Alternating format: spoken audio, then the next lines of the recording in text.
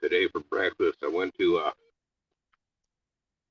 this it's a little roach coach type of deal. They served Hawaiian foods. And ordered myself a dish of teriyaki chicken, rice, and some Hawaiian macaroni salad. Boy, their macaroni salad was delicious. Man, it was so good. But I couldn't eat it all. The good thing is almost enough for 2 meals there for $12. And better be able to get 2 meals for $12 for me on my income. But there wasn't quite enough. This is the leftovers underneath here, the rice and a little bit of chicken. I ate most of the chicken, but I'm just going to throw some chicken here on the grill here in a little bit and grill up some more chicken. So I'm going to slow down the air if I can in there a little bit. That sucker is burning hot.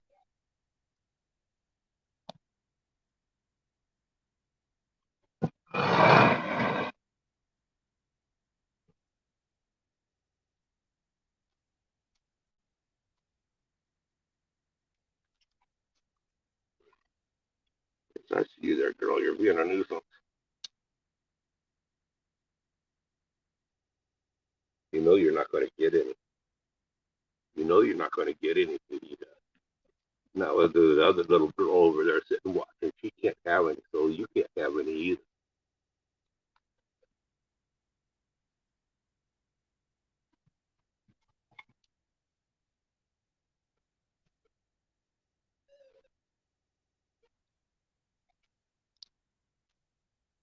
I need to make another rack to go on in here for the barbecue. And right now, if I put the coals down at the bottom, it'd be too far from the grill.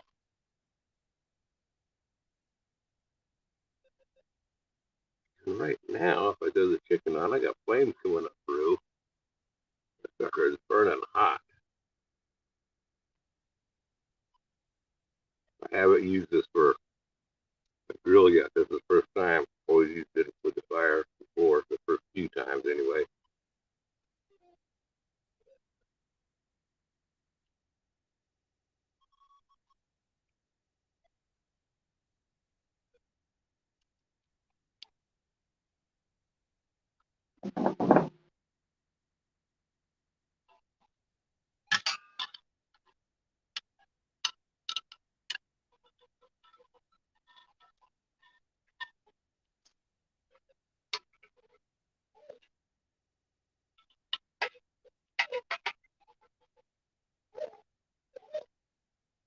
Close up the holes at the bottom with the ashes.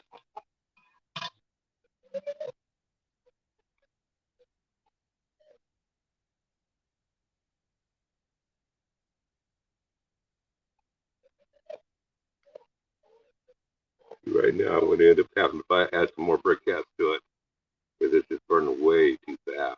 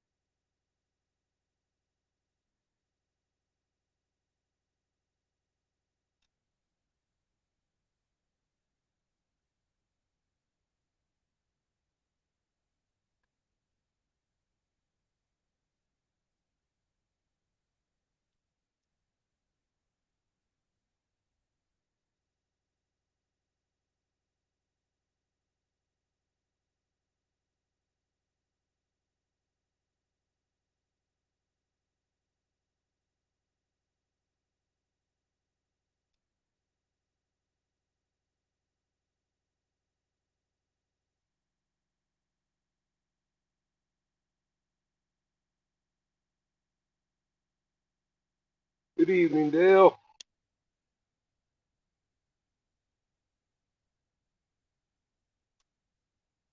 How's Dale this evening?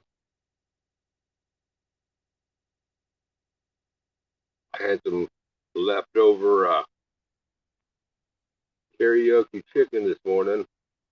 Went to the Roach Coach type of a deal, and they serve Hawaiian foods. And had some leftover rice and a little bit of the chicken left over, not much. But I just thought I'd add to their chicken. I want to grill up some chicken here and do it a little bit differently. You know, the briquette starter where you start your briquettes in. The grill's too high from where the coals would be if I just dumped them on out. Then it'd be too far away. So I tried to leave it in that starter. That burn is super hot.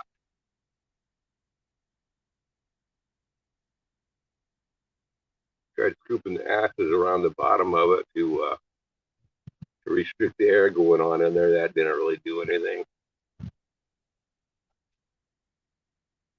But I got to let this kind of burn down a little bit before I put the chicken on there. Hey, Ron. Yeah, Ron here. He's a pit master. I've been watching his videos. He turned into a regular pit master. Oh, it's getting hot with the coals on in there. I got those little briquette starters. You put your briquettes in there, put the paper underneath it, you light it. I got one of those in there right now because the if I just dump the coals down at the bottom, my grill I can't set it any lower than this height here. So I'd put those coals about that far away from it. It'd be too far to cook the chicken. So I'm trying to leave the coals on in that starter. For one thing, it lifts it up 2 or 3 inches. And second of all, it will help direct the heat. But right now, it's directing way too much heat. Only a grill or two, yeah. I tell you what, that grilling sure looks good when you do it, Ron.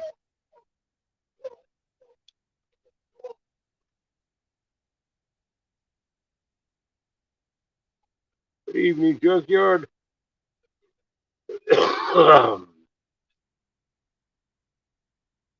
It's starting to tone down now. I want to give it a few more minutes.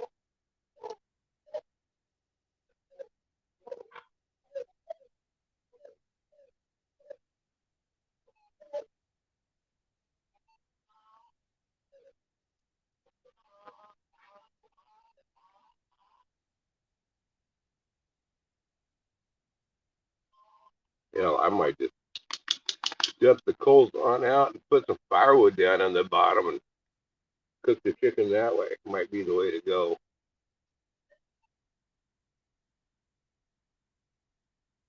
We'll see how this gets going when I get going here. I might end up doing that. Just throw some of this wood on there and let that kind of flame up.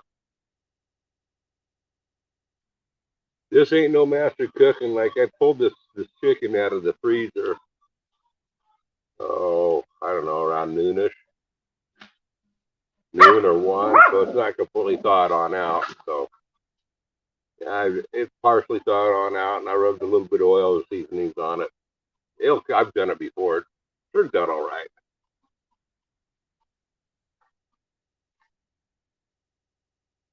It's better if you can get it out, let it completely thaw, and do a good marinade.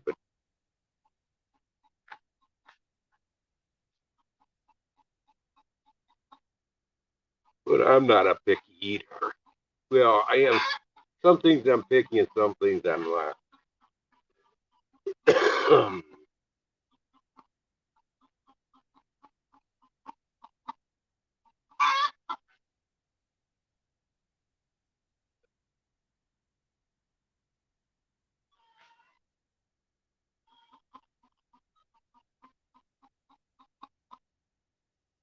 Yeah, I might as well see what happens if I put it on there now.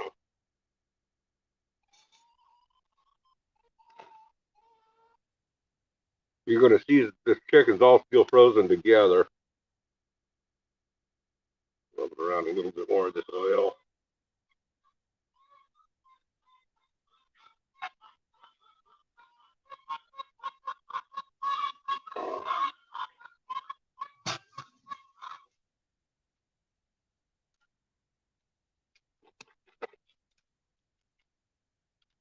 I didn't bring no paper towels out with me. Hopefully I won't have to handle it anymore.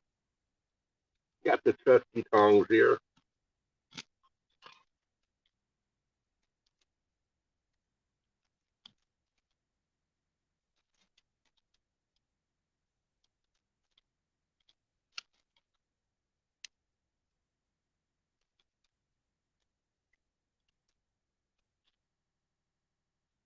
No, I haven't seen that, Ron. What's the newest addition there? Addition to the family? You get another dog?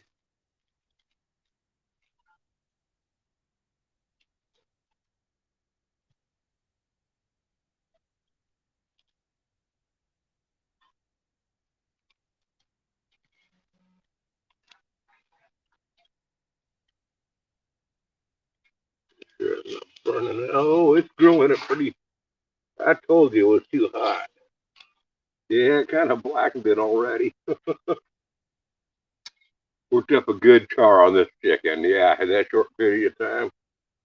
Yeah, I'm going to dump the ashes out and then put some wood in there. I'll let this side char a little bit first.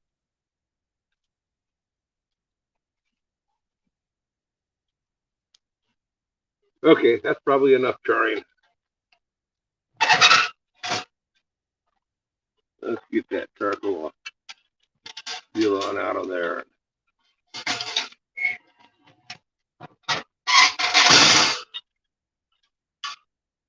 Uh,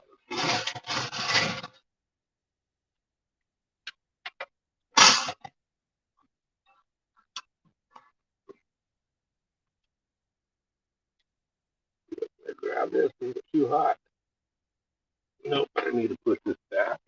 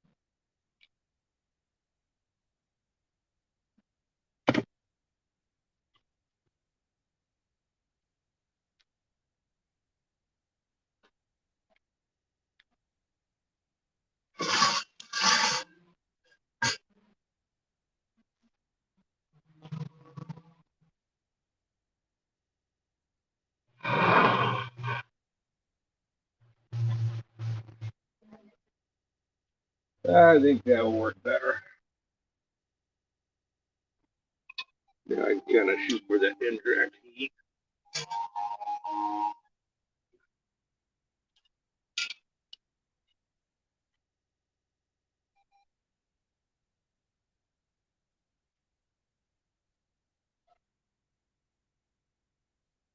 Oh, 4 gallon. No, no, I haven't seen that. Oh, man.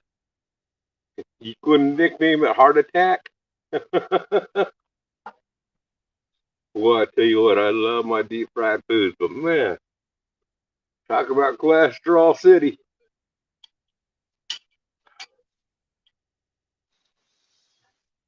That doesn't prevent me from having it from time to time, though. I'll break apart chicken.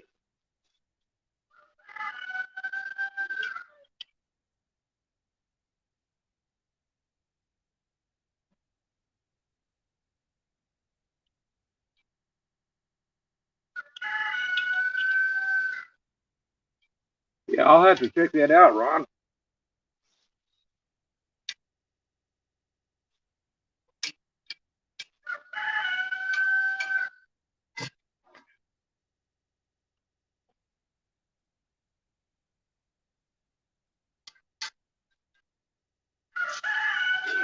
Slide.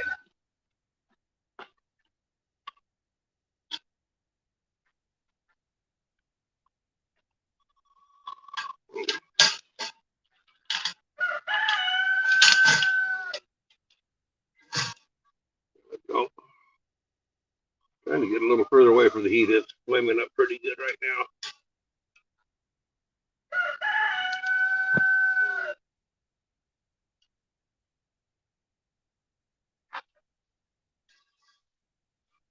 Boy, just too much heat. I shouldn't have thrown it on when I did. I should have let it burn down or something.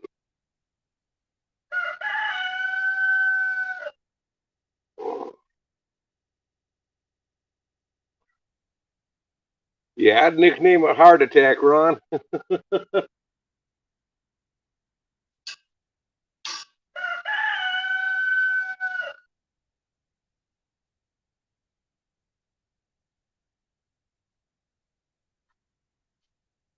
That. Help rub up some of this oil on here.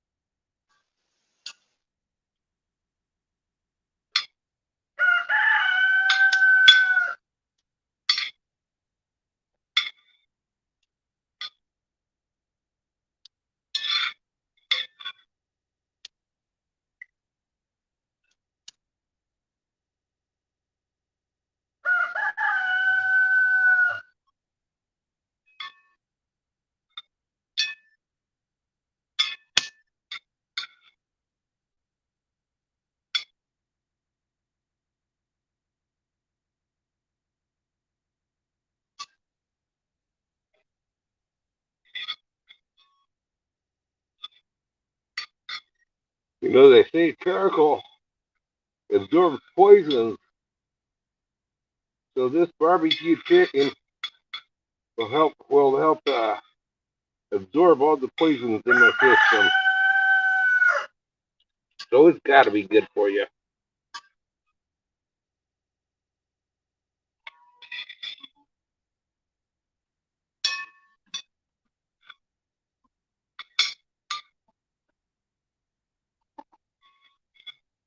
Oh, it's getting in my eye.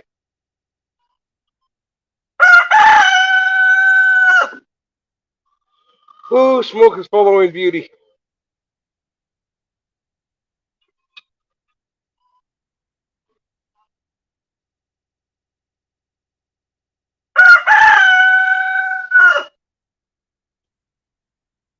Yeah, I'm hoping to have a video ready to go upload on Friday. I don't know if it's going to be ready or not.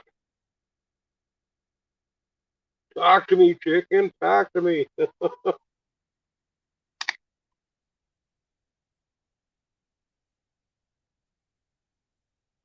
Unsweetened black tea. If I had a little lemon on it, it'd be just right.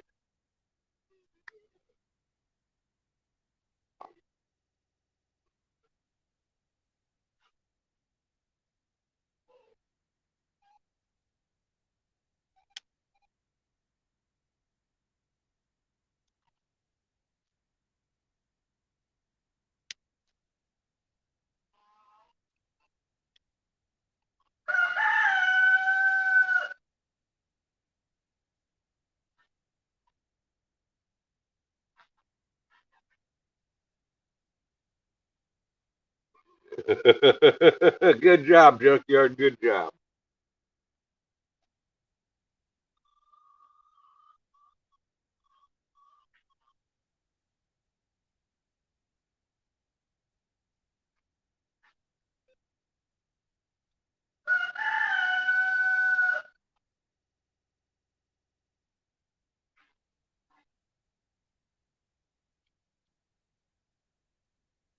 Yeah, I'm trying to cut and clip some videos together. Not really edit, but just cut faces. I mean, I'd like to be able to just point and shoot and just let it record, but anytime I do something, it takes 5, 6 hours.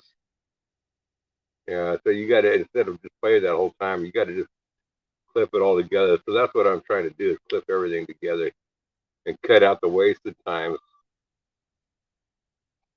But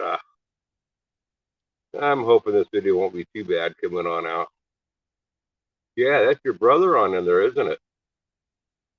Is that your brother in there? You want to be next? You want to be next, huh?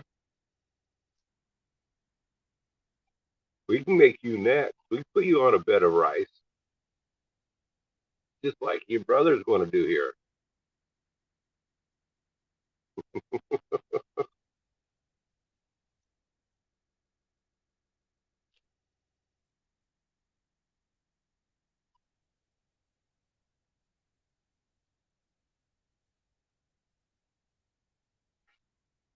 Now that's tomatoes, peppers, squash, and cucumbers.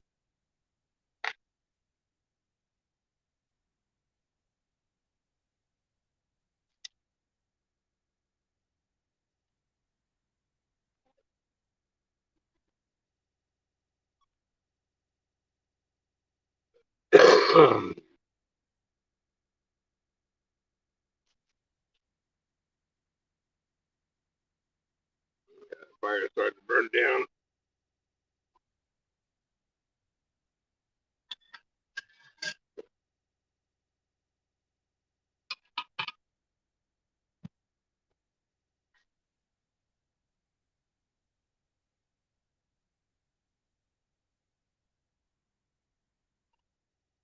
He will cremate me.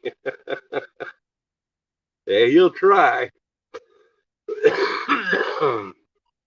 Bro, that's what the bird said. He'll cremate me. Yeah, we haven't cremated chicken tonight. Boy, are we having some man.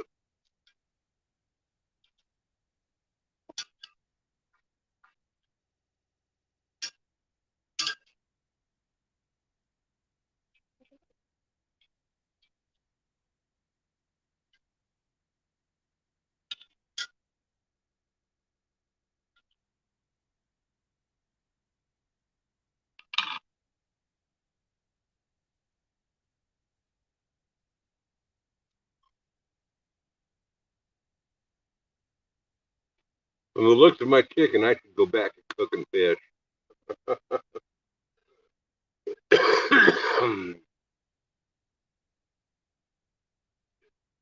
On a wash tub like I did before.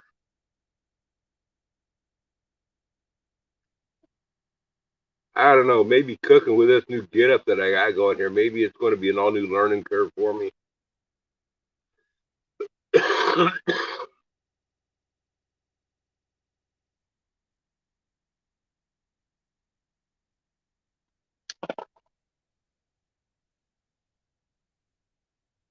Yeah, the bigger ones are the back legs and the front ones are the front legs.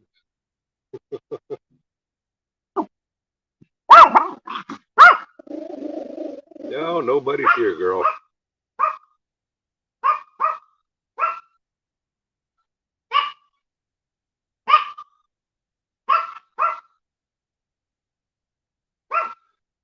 I tell you what, from the looks of those chicken legs there, they got more meat on them than I got on my legs.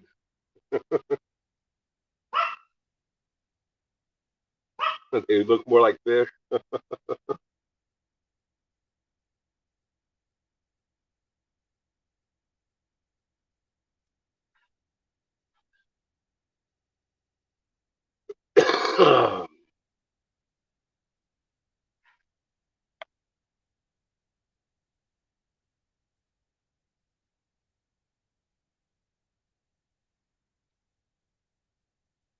It's short and solid.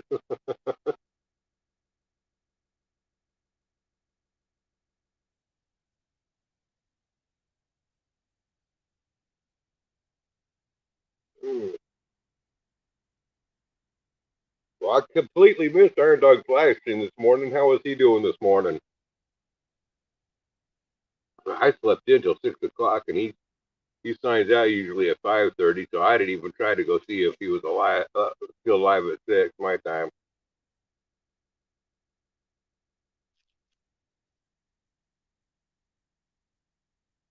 Yeah, this old age, man, I'm starting to sleep in big time. I mean, 6 o'clock, man.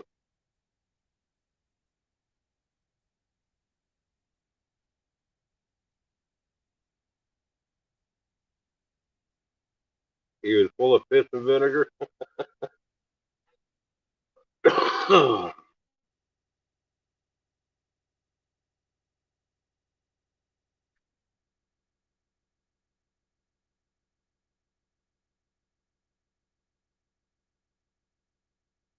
Hello, Kathy.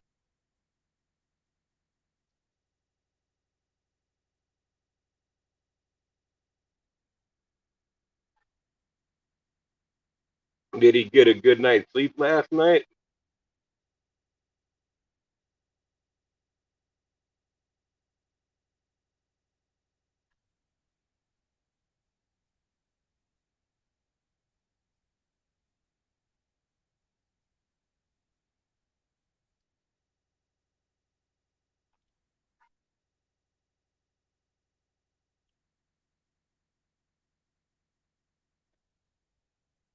Kathy, I just found out my daughter was telling me that they got this hamburger stand at the other end of town. I hadn't even noticed it before, but I think maybe sometime next week I'm going to go in there and give it a try. But when I go in there, I would ask them if they steam cook their weenies. Because if they steam cook them, I seen what it does to higher dog. I ain't having it if they steam cook them.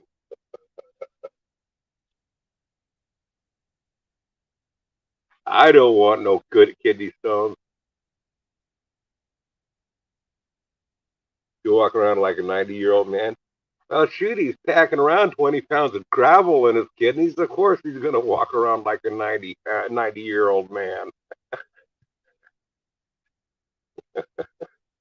That's what steamed weenies does to a person.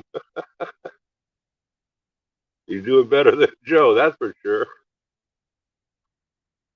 Yeah, I don't know. I'm not sure about that junkyard. At least Joe will still get on a bicycle. I don't even think Dog will get on a bicycle.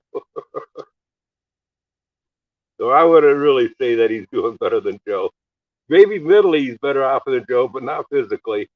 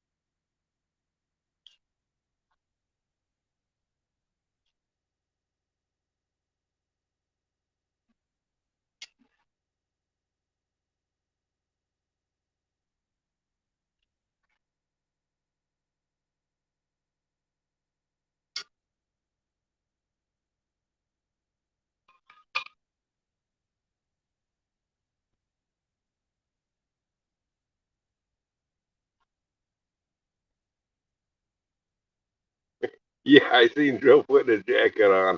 Good thing Joe was there, huh?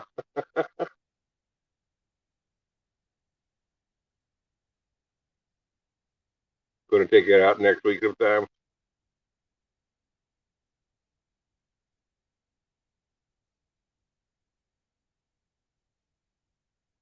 Yeah, when I put it on, Kathy, I did burn it.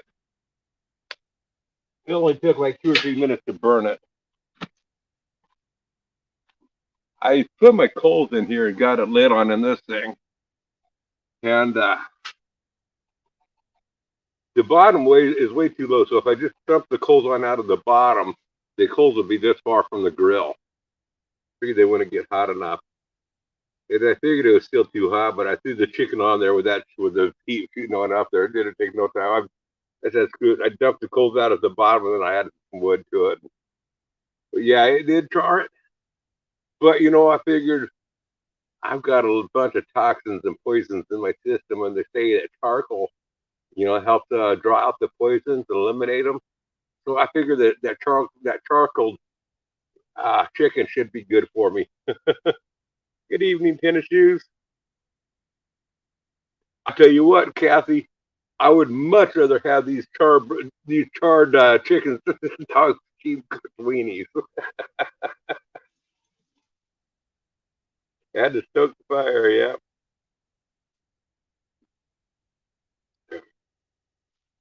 At least the charcoal's good for you. It'll help get rid of the poisons anyway. But yeah, I think cooking on this thing here is going to be a real learning curve for me. This is not like cooking on the tubs that I've been cooking on for years.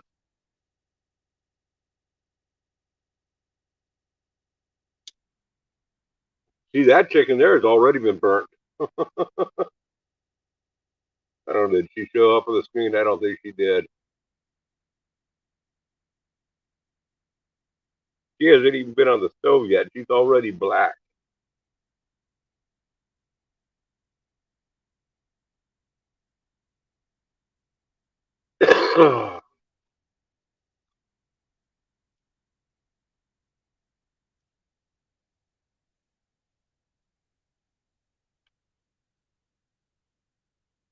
Actually, some of these chickens I should turn around, get the drumsticks going the other way.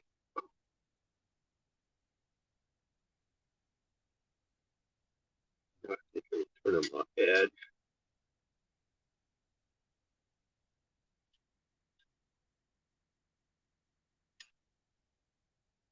I don't want to be serving any of that sushi chicken that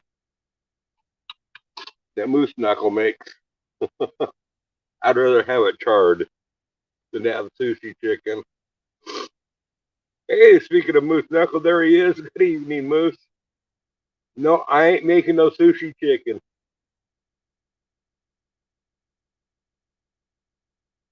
Robert. Did Kathy say something stupid there, Robert?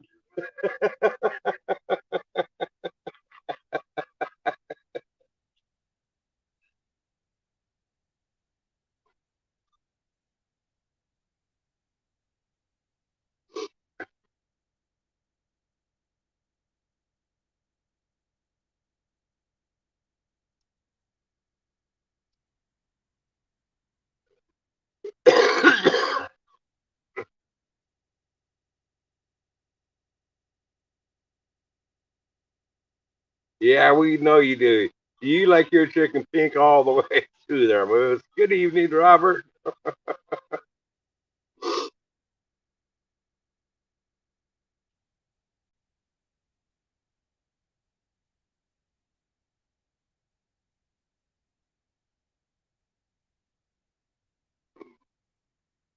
Starting to cool down. I better shove these back in further, get a little bit over the fire.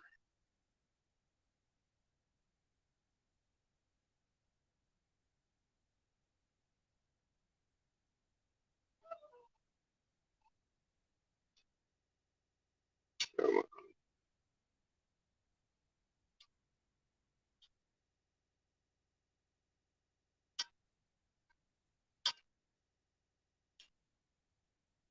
Okay, they ain't even close to done. They're super soft. Oh well.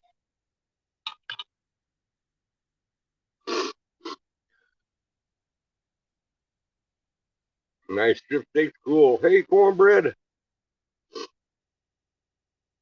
You're not believing what you see, huh?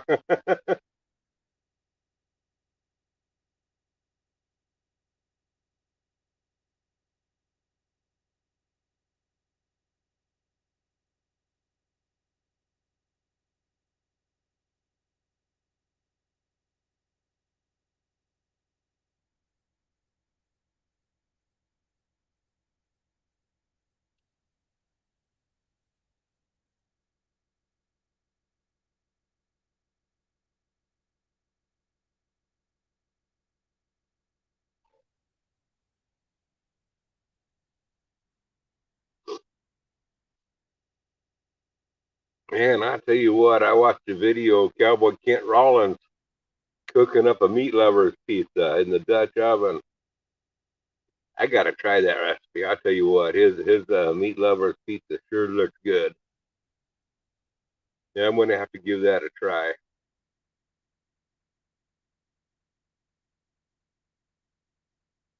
I think you did use a little bit too much coal at the bottom of the Dutch oven though, because it looked like it was a little bit further done than I would like on the crust. Kind of looked like my chicken here.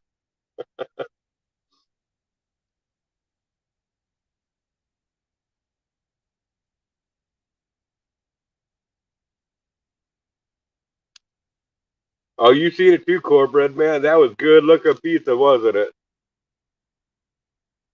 Lots of cheese, lots of peppers. Had that cream cheese on in there.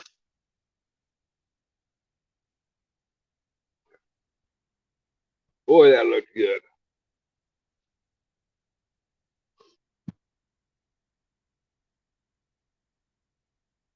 Oh, did you? I'm subscribed to him, so I seen it pop on up. I had to watch that.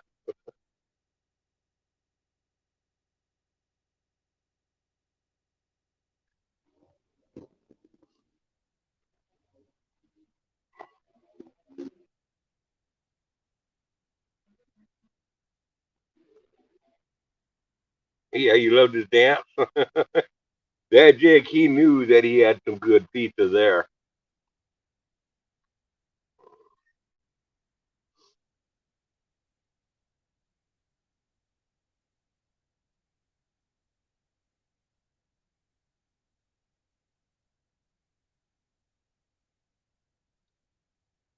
Yeah, all the videos that you sent me, I'm already subscribed, and I always got them on my subscriptions list. However, I appreciate you sending them because sometimes I don't go to my subscriptions list until the next day or something. And by that time, after they release them, they'll be buried so far down in my subscriptions list that I might not even see them. So when you send them to me, it's in my emails, and click right, it's right there. So I appreciate you sending it, but half the time I've already seen them. Other half the time, they've gotten buried in my subscription list, and I missed it.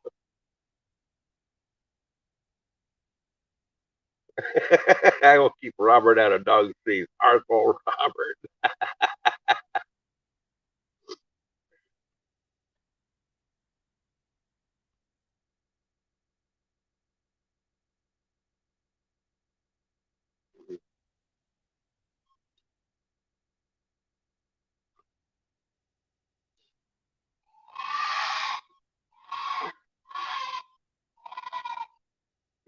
Get him, Kathy.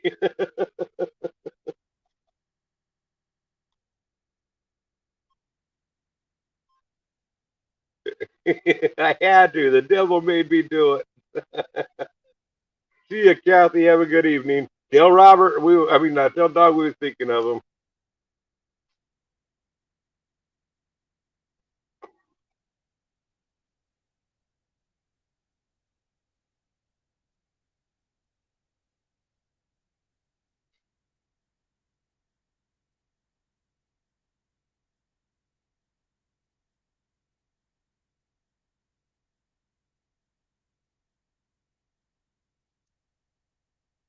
him. Yeah, I don't think the chicken wanted to be part of this party. I gotta go get a Kleenex or something. Blow my nose. In a second, I'll be right back. Hey, y'all guard that chick. Make sure the dogs don't get into it.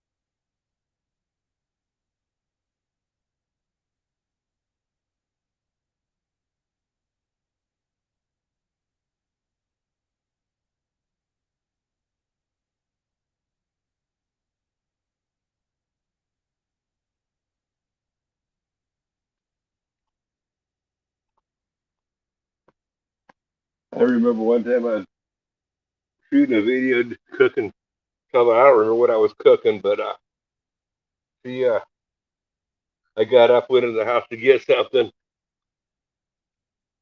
and when I came back, she just had that innocent look, like She's been a good girl. Now what has she been into? So I rolled back on that video, watched it that part of the thing. Yeah, sure enough, she jumped up there and took a small piece and wolfed it down.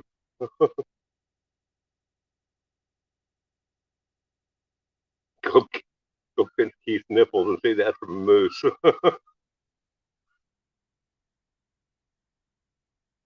Yeah, right. Stir fry falls right behind me, and Fajita's not over here. Otherwise, Fajita would have.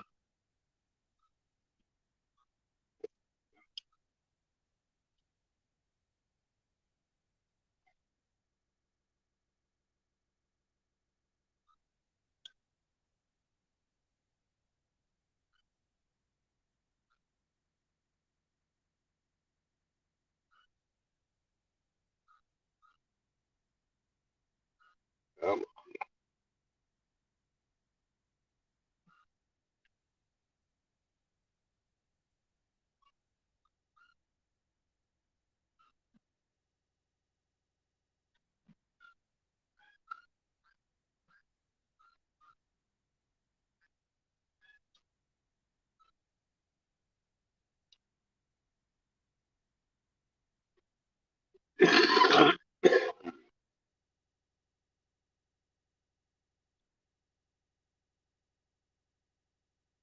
Morning, evening, Steve.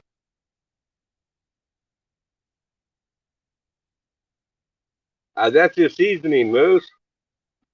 Have you ever had nitrogen in your cooking? Here's what I marked it.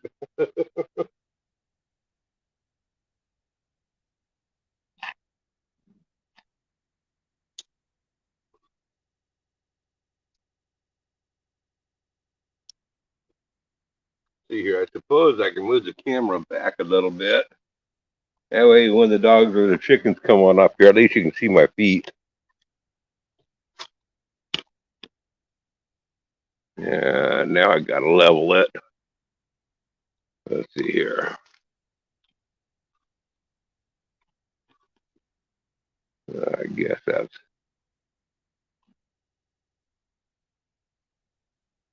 should be good enough. No, you can't have my care, girl. Yeah, I know you want to. Go on. I don't need you over here.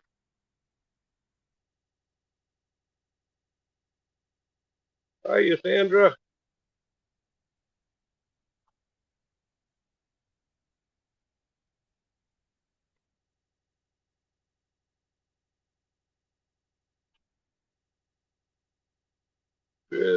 Has there been a few people eating your chickens and got their fingers greasy? Yeah, they have. I'm burning some chicken there, Sandra, and I mean literally, I'm burning it.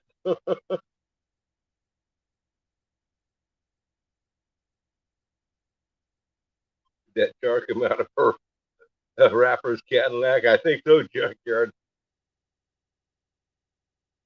Medium rare. I don't think so.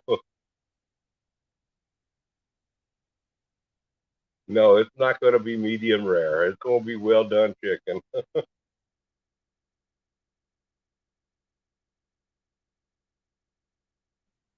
But it's going to take a while. I need to I need to do something to get the coals and stuff closer to the grill, or we'll have to work on that. You don't have to be such a pain, girl. I know you want my attention. I know you want daddy's attention. You don't have to be so demanding.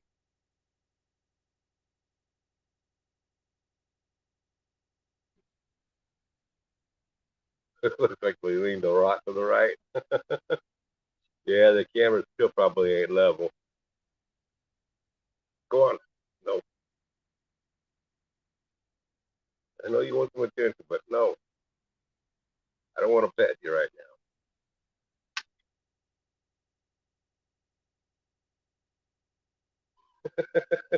now. Leave it to Moose.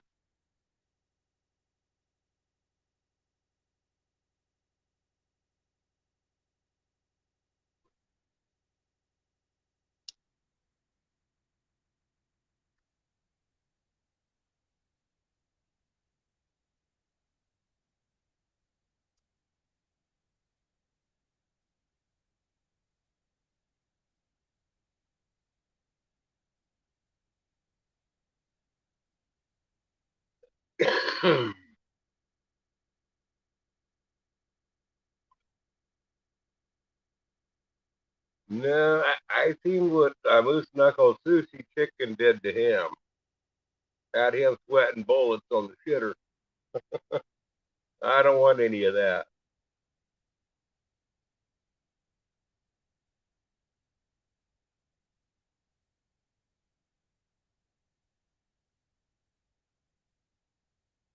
He don't want my attention. He wants my chicken.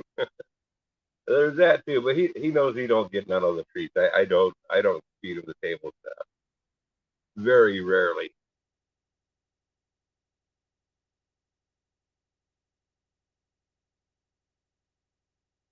You guys are acting like eating my burnt chicken is like eating an Iron Dog steamed weenie. Come on, guys, it's not that bad.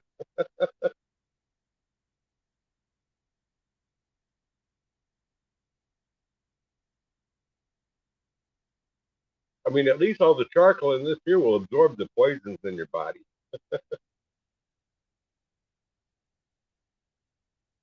Dale don't eat chicken, eat beef and pork only.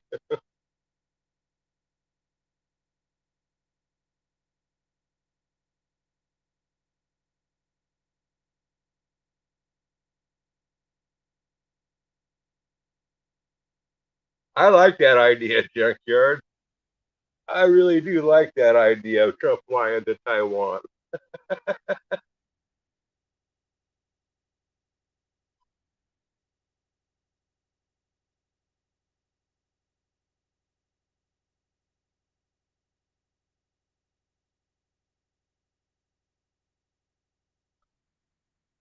Wouldn't that piss Nancy off?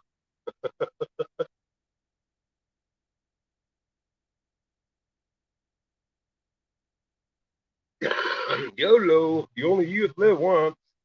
It's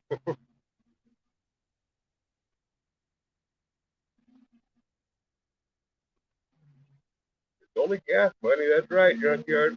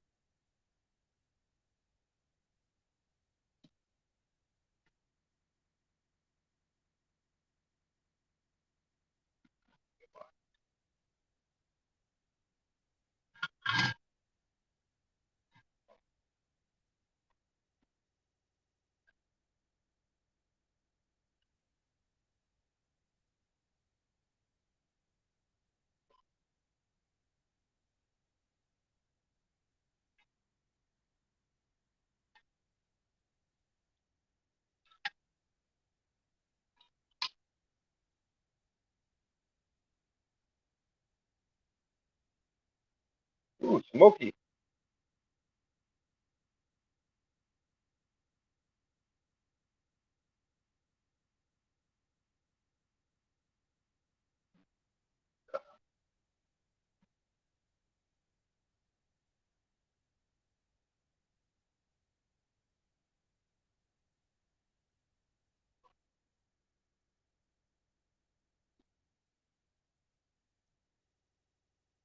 You like that, Sandra?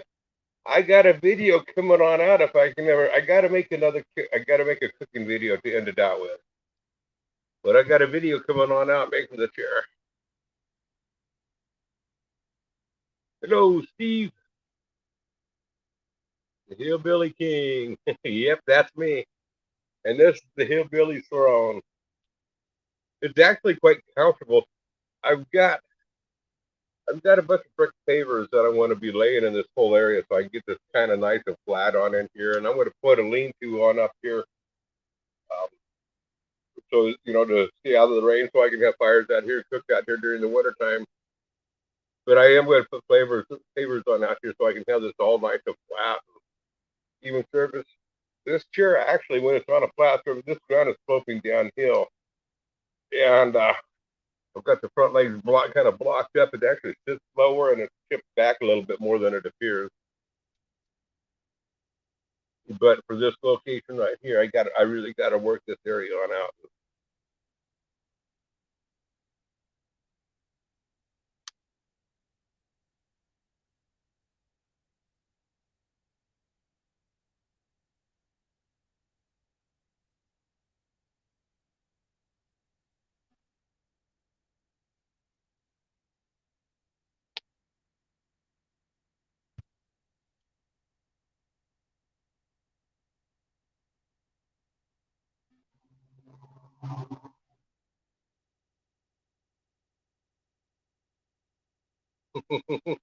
He's twisted.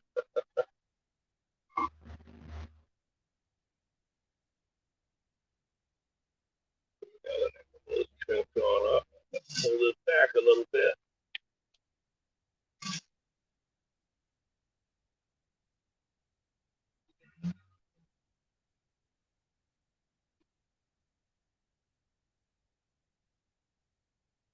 Push this kind of forward. I'll hold the feet up towards the front a little more.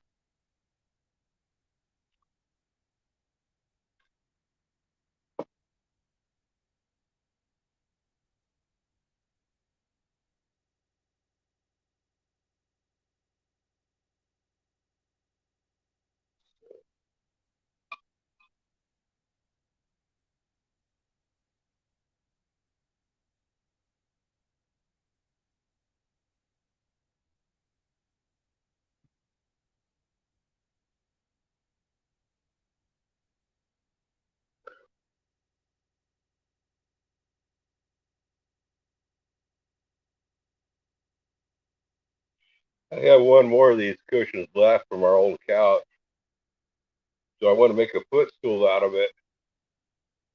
But it's I want to use the backrest pillows on three sides of it, so it's kind of anyway. It'd be like a footstool, but it'll be for in the house. I want to make it out of oak, not out of this is just scrap wood, just a temporary deal. But I want to make it out of oak, so Fajita has her own chair to sit up in, to lay in.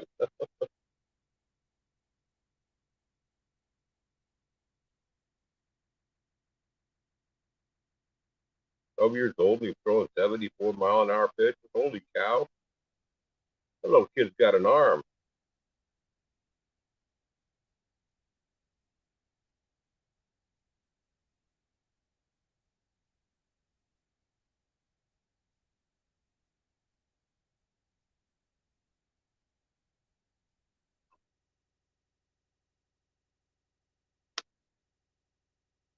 Hell, I can't even throw a 30-mile-an-hour pitch. They would even let me pitch for girls softball.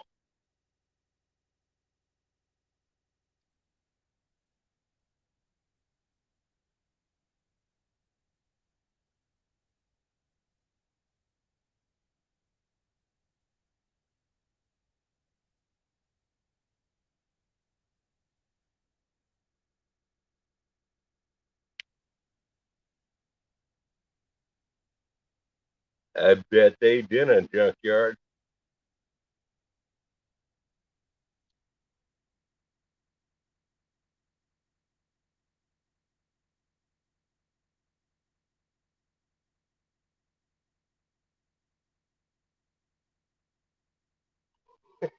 Make a power wheelchair, put spinner caps on it. So, Gray Wolf, we're just burning some chicken, literally burning some chicken. My body is lacking in charcoal, so I'm working on that.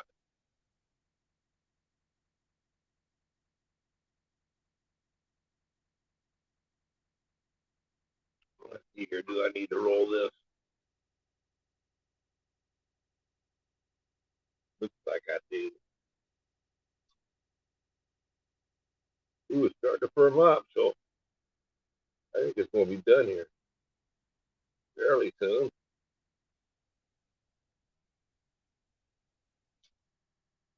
Yeah, those are a little bit on the top side still. One, roll.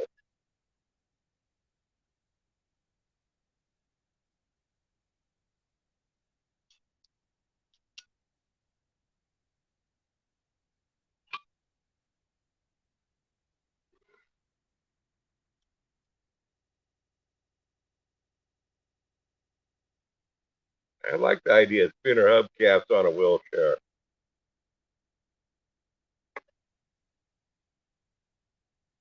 And now you know the real reason why Deanna's vegetarian.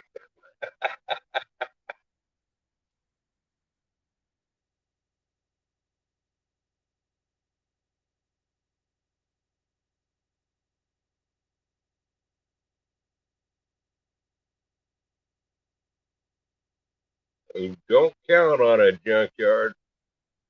I want to count on that. Not as long as it goes there.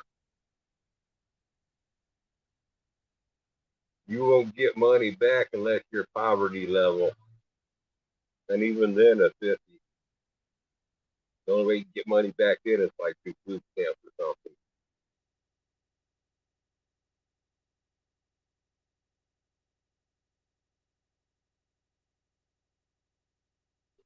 something.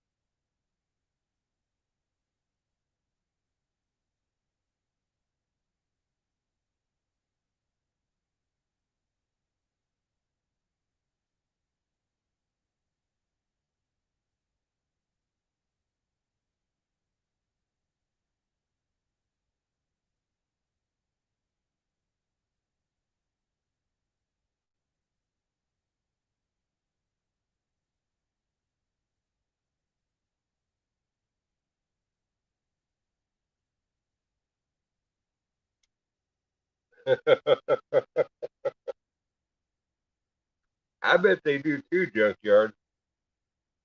I bet they do too.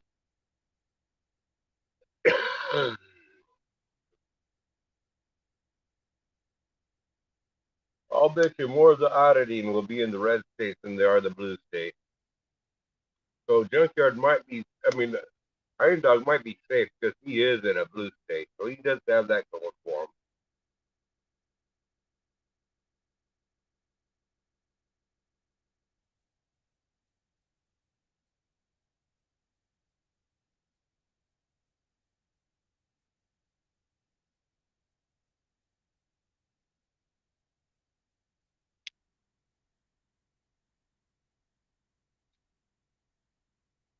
No, I can't, Moose.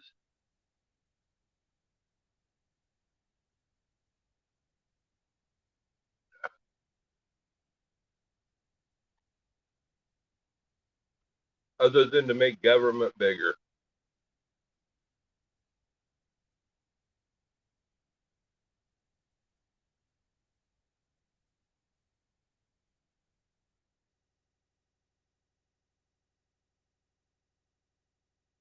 Well, wait, maybe I can.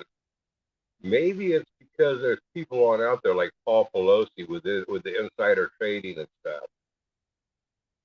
But I don't know that the IRS will be able to catch that or do anything about that.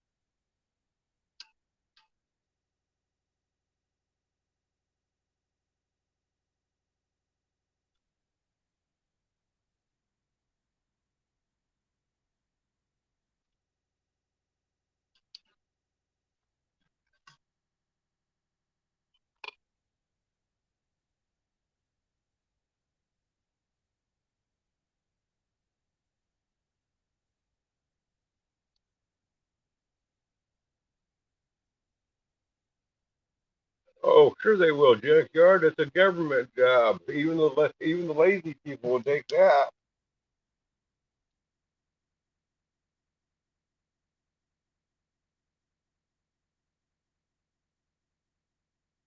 Lazy people that want to have power over people. Oh heck yeah, they'll take that job.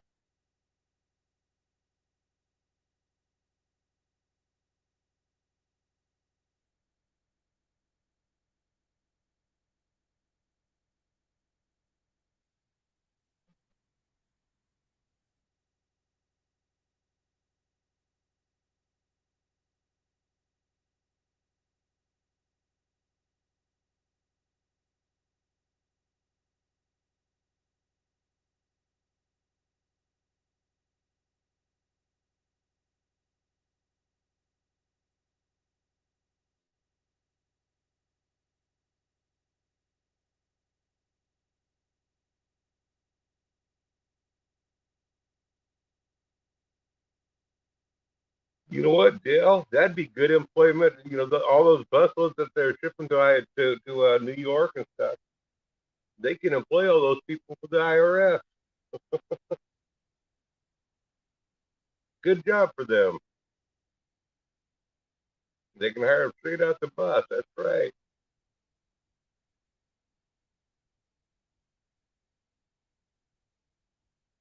Remember when George W. Bush was saying he was going to be hard on um, illegal immigration? Come to find out, he had an illegal immigrant working as a maid or something like that at his home in Texas. I thought that was funny when that came out on the news.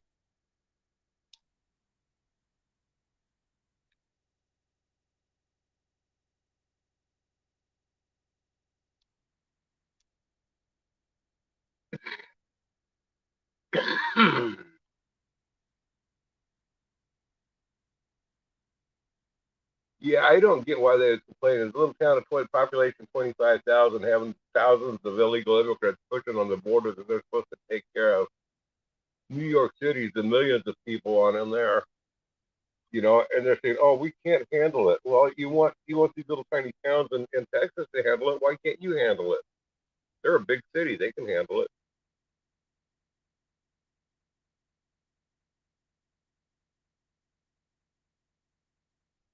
Oh no, we want the little towns to pay for it all, just pay for our vote. You know what? I mean, I think it's mighty racist of New York City, to say, yeah, we want the illegal immigrants to come to our nation, but we don't want them in our city. Yeah, no, no, don't send the illegal immigrants to us. We're not racist. We want them to come on in. Oh no, we don't want them. We want them coming on in here, but we don't want them living next door to me. No, I don't want no illegal immigrants. That's the way that they're acting. Hello, Gary's retired life.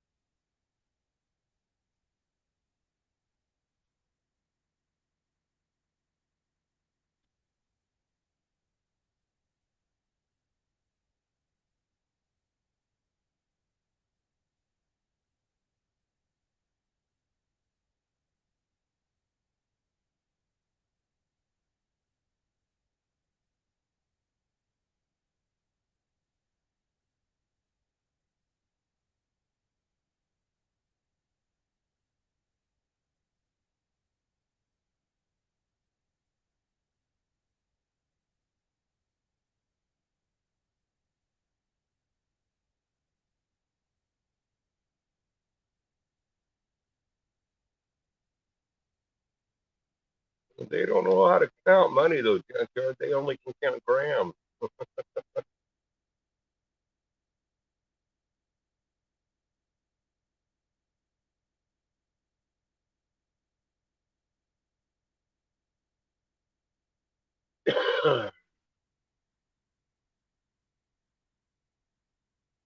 Yeah, I live in Western Oregon, unfortunately. I mean, I love the country here. I just don't like the blue part of the state. But I ain't running from it. I'm staying and fighting.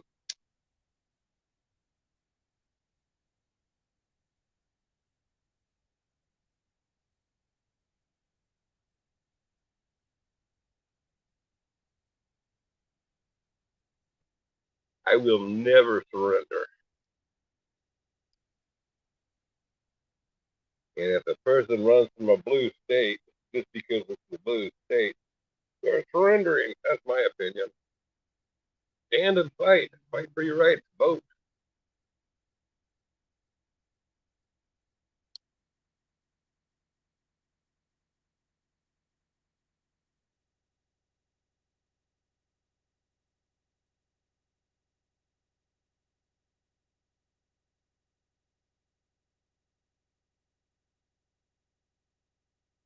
Although I tell you what, we should have had a, you know, 30 years ago, we should have had a Democrat. We should have had a Paul Revere in this state. Because this state used to be pretty red. And if we had a Paul Revere riding through the state yelling, "The Democrats are coming! The Democrats are coming!"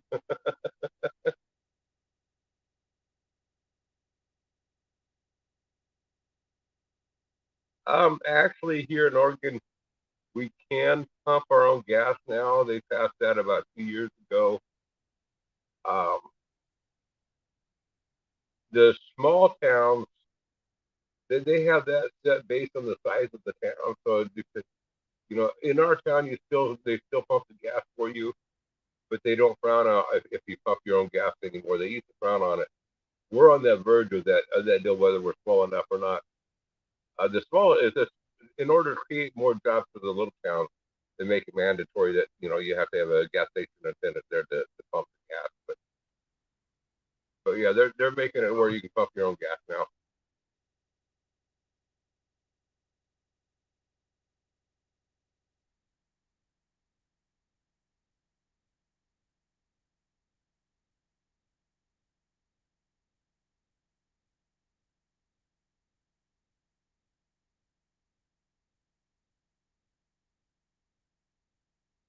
Personally,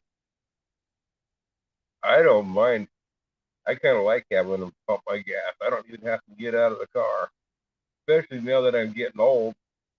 That's getting kind of hard to get out of the vehicle at times. So it's nice to be able to pull up to a gas pump and say, "Fill it up, please."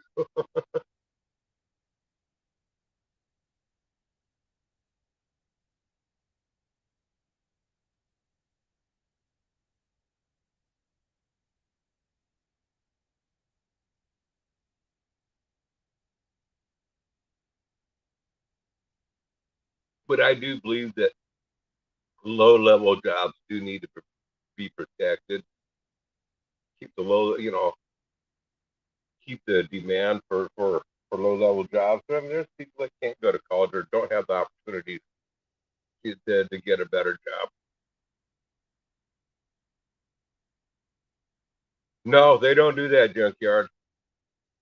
Actually, there are gas stations around that do that. It's that would be a full service gas station. And but if you do that, like I did fill up this morning with the gas, and it has come down at 4.53 or 4.57 a gallon, something like that. So it's come down another like 20 cents. Um, but anyway, the full service gas stations would be about 50 cents a gallon more. And then they'll check your oil, your air on your tires, wash your windshields, all that stuff. But you got to pay more for the gas.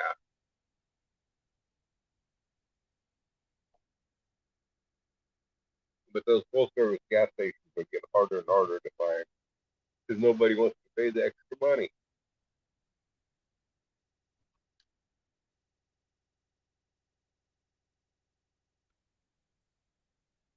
Never had a car since 2012. That's a lot of savings.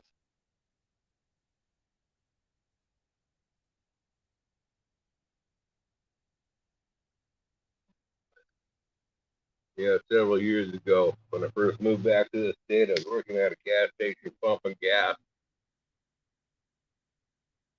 This car pulled on up. I looked at the plates and it said it had Texas plates on this car that pulled on up. Old man driving, old woman was a passenger. It was a full service gas station. I walked in the window and I said, "What can I do for you, sir?" He says, "Fill it up with regular." So I went, started the pump, got it going, and I said, walked back up to the window and "Can I wash your windshield for you?" He said, "Yeah, go ahead." And the old lady says, what did he say? What did he say? Husband says to her, he asked if he could, asked if I wanted the windshield washed. I told him to go ahead and wash the windshield for us. He said, "Oh, okay." Well, I got done washing his windshield. I walked up to his window and I said, "Sir, can I check your oil, for you?" He said, "Yes, please do." And he pops the hood and I hear the old lady saying, what did he say? What did he say? He asked if he could check the oil. I said, "Please do." And the old lady said, "Oh, okay." I get done checking the oil and close the hood and walk back up. I said, "Sir, would you like me to check the air on your tire back there? It looks a little bit low." He said, "Yes, please do." She said, what did he say? What did he say? He said he thinks I have a low tire. He wanted to know if he could check the air pressure. I told him to go ahead. "Oh, okay." I got done topping off his air with, fixing, adding air to his tire and stuff. I walked back up to the window and I told him, I says,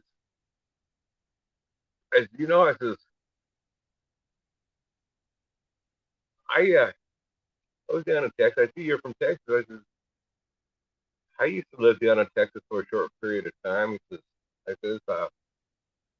I had my worst pizza sell down in Texas. Man, it was the worst date I ever had. Yeah, I know that feeling. I started walking away and I heard her say, what did he say? What did he say? Her husband says, he said he thinks he knows you.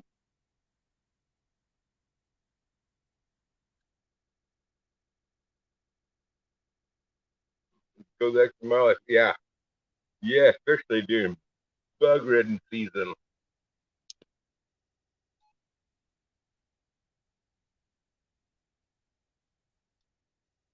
Well, not going to give any extra money.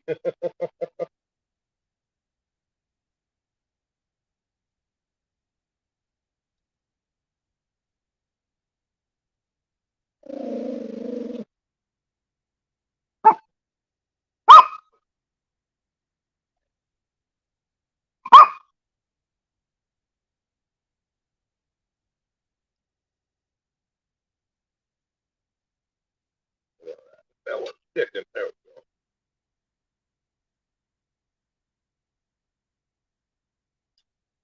go. Oh, kind of sticking a little bit.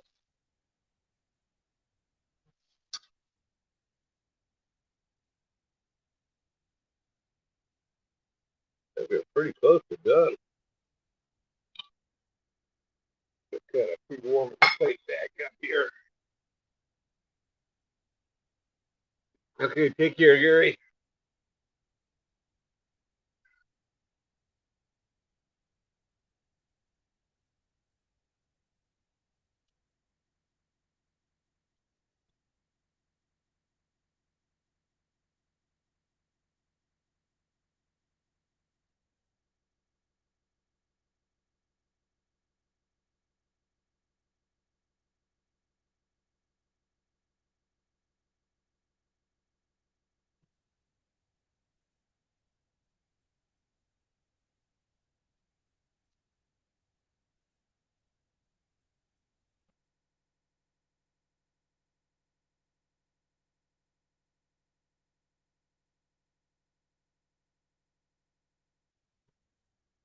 Oh, my dog's going to greet the company.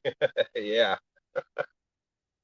No, I don't have company. No, I don't know what she likes barking at anything.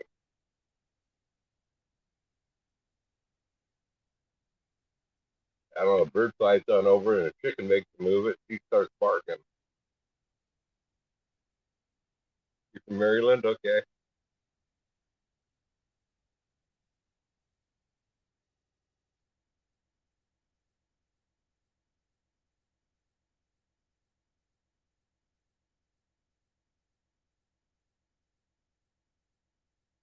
You're clear on the other end.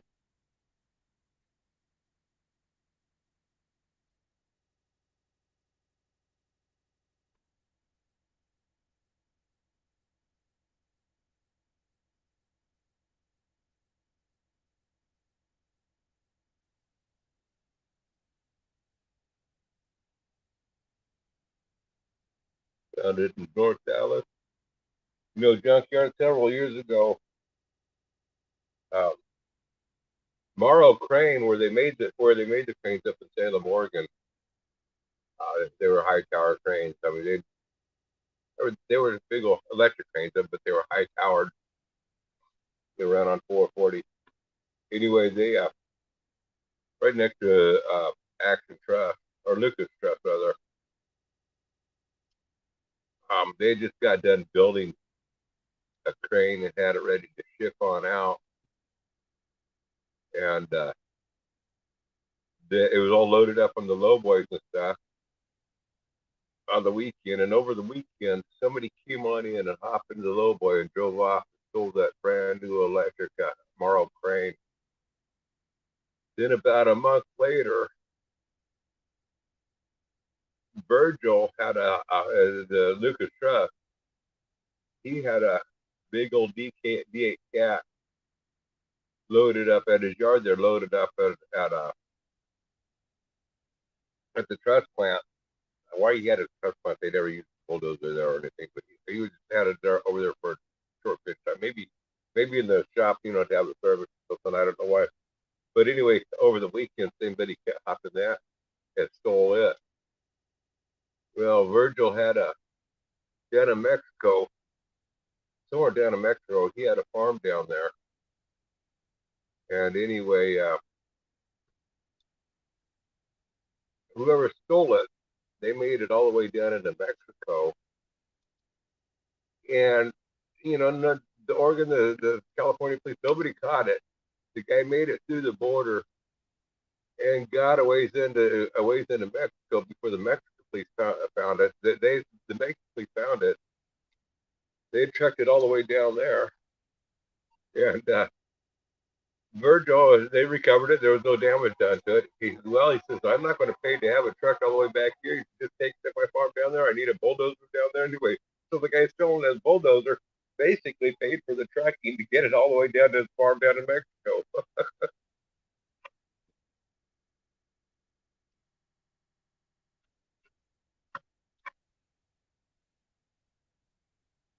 He trucked their truckers leave their truck on the side of the main street. Brother lives in Texas.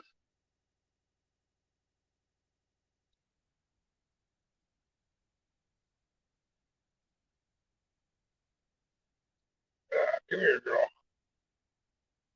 You going up here? Oh, you get tangled up in the wire. Are you saying you like that? Okay, you can get up here.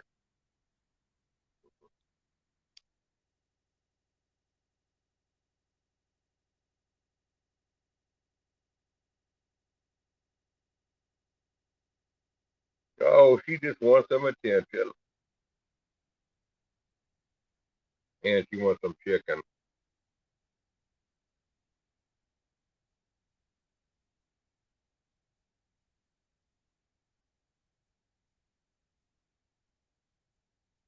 He says, I need to build a side skirt or something where I don't squeeze her on out the sides here.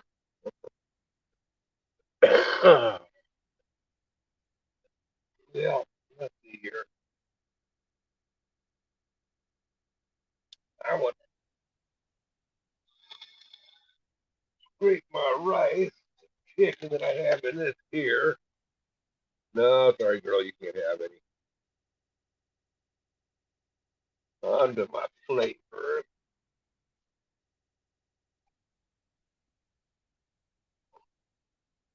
Like I said, I'm kind of having a leftover meal here.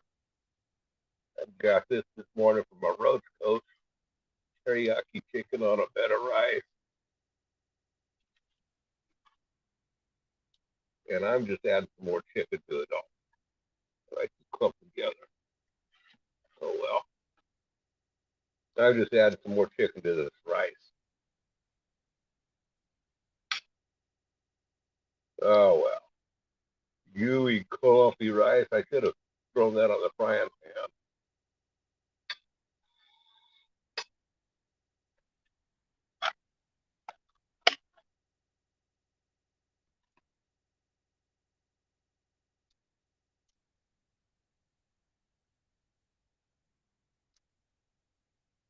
Yeah, she can't have any of the chicken. It's we can't afford another vet bill on her. Yeah, but she can't have people food. She gets an infection, some type of gut infection. I don't know what it's called. But she can't have people food anymore, and she hates it. You used to always give me your snacks, Grandpa. Now you don't give me nothing anymore.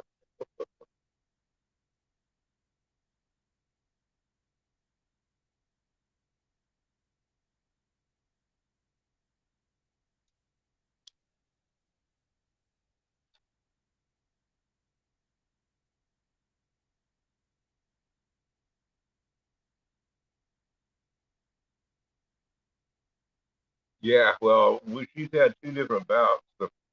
The first time was $2,500 it cost us, and the second time was 5,000. That's when after the $2,500 visit, I limited how much I gave her. Um, but I should have completely not given her because she ended up having another bout, and the second bout was 5 grand.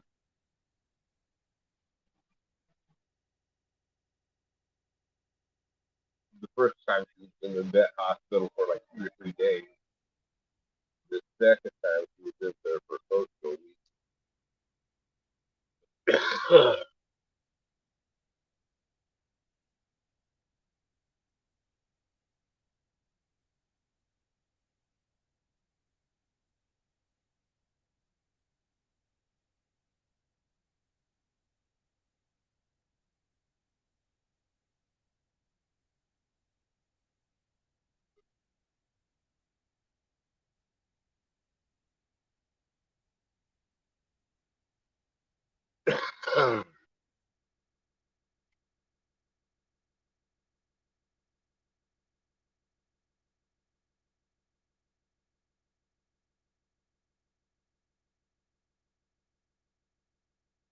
Oh wow, good for him.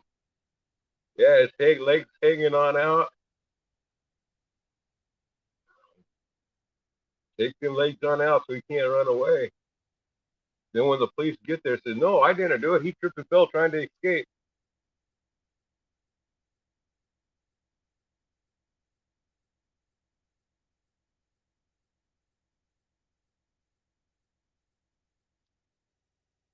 My my nephew drove for Wonder Bread for a lot of years, driving his delivery truck. And one time he made a delivery at something like Circle K or 7-Eleven or something like that, some little store.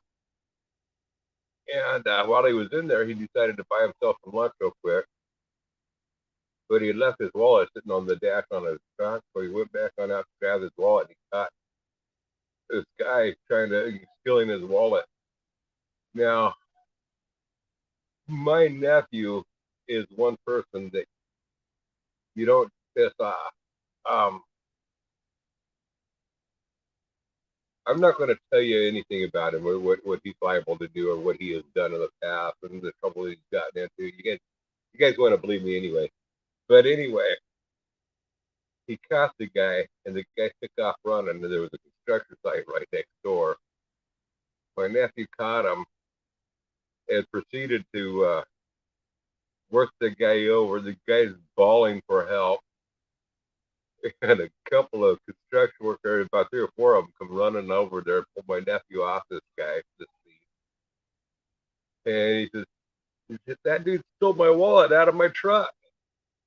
And those construction workers, oh, in that case, they threw it back on top of the thief. I continued dwelling on him until the police came. then, then the story that my nephew told me, well, he was trying to escape, and I was just trying to detain him.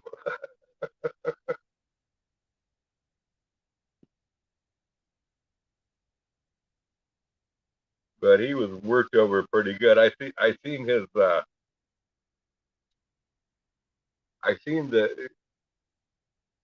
picture in the paper of the guy, and his face was not recognizable. I mean, that's how much damage he did to the guy's face. But that was his booking. After they took him to the hospital first, talked to him or whatever and stuff. And then they took him in and booked him and stuff, took his photo and stuff. That's the picture that I see. And yeah, what did I do with my food? Okay. Yeah, he was beaten beyond recognition, but they was just trying to detain him.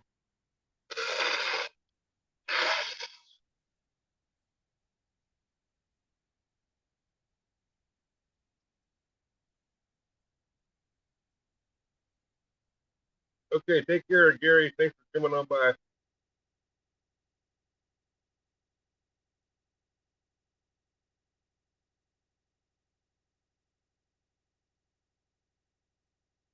Yeah, I remember when my nephew was about 12 years old. I mean, when he was a little tiny kid, I used to pick on him, as your uncle, as Uncle too, stuff.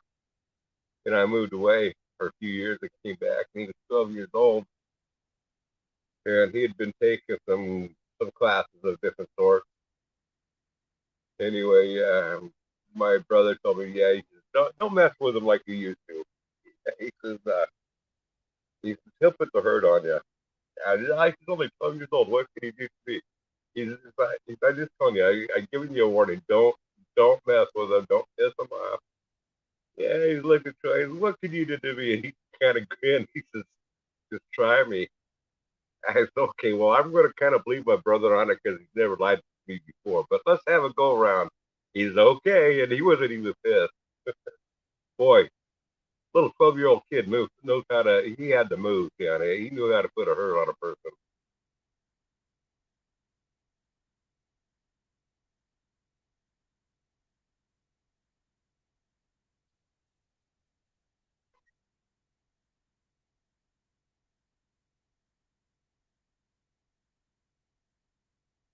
Well, I'm thinking I'm going to pull this chicken off, set it on top, and let it cool for a bit. Then I'll start pulling the meat off the bones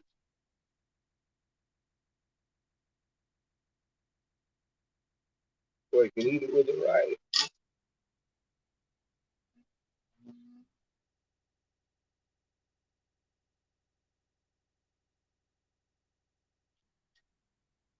Now this has been a oh shoot! I just dropped that down on the ash. Oh well. Oh well.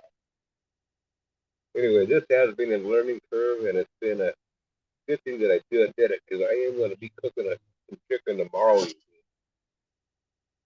and I'm going to know what to do next. The next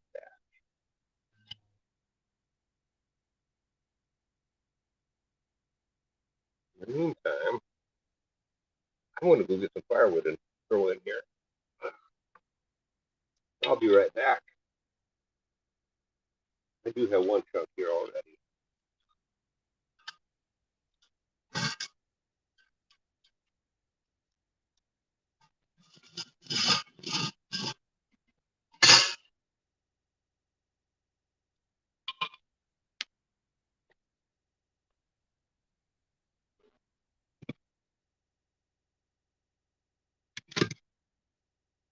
Yeah, and I'll grab one more chunk, and that'll be enough fire for me for tonight.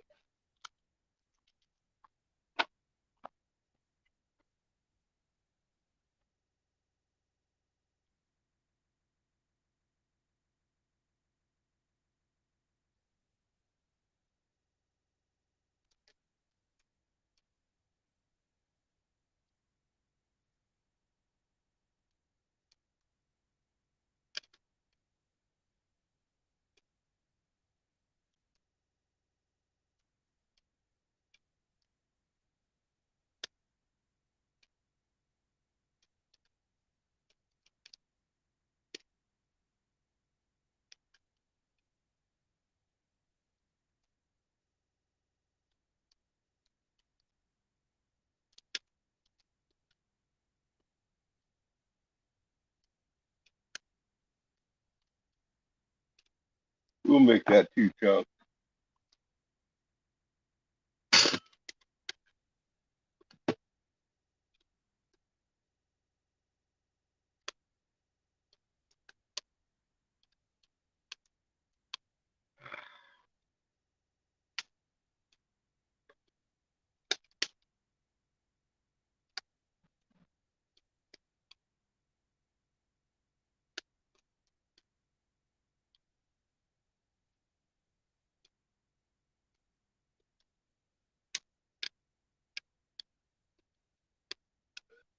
I say resisting arrest. Yeah. Stick a fork in you, you're done. I ain't even started eating yet. You can come up here. Come on. Come here. Hey, you went up on Grandpa, my grandpa again. Okay. Yeah, I'll be eating mine here in a little bit.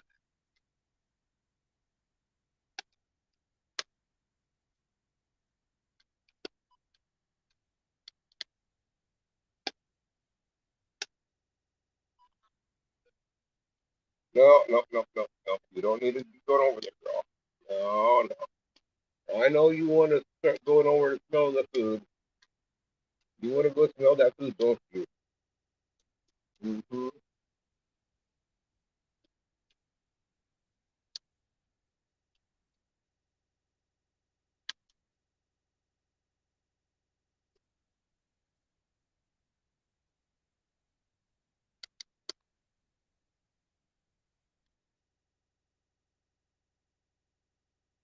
I don't know. You guys can't really see the fire going in there, can you?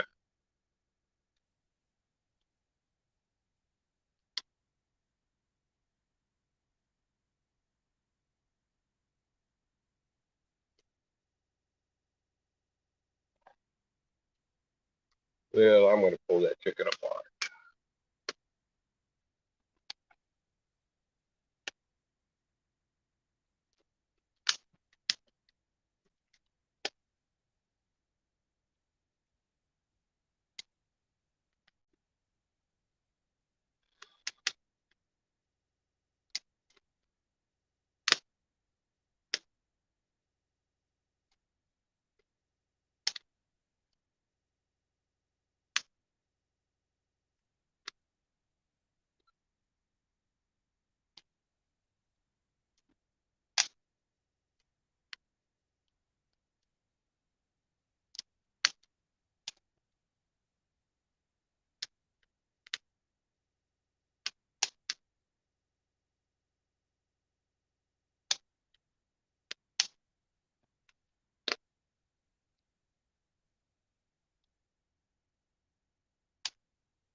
Gotta get that. Gotta get that skin. I do like the skin, even if it is burnt.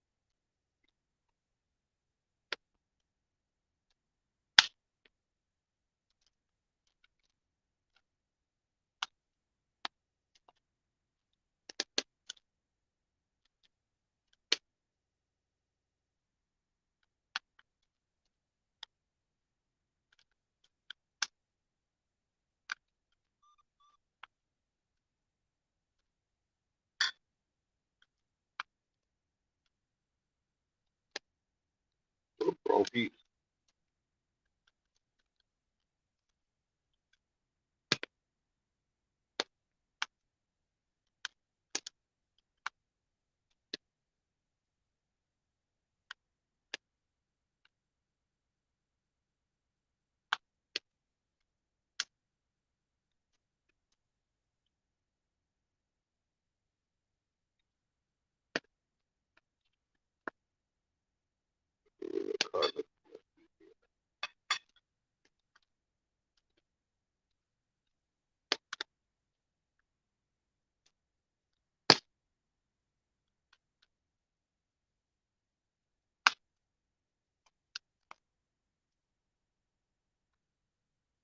Yeah, I see you there, girl. I see you, Megan.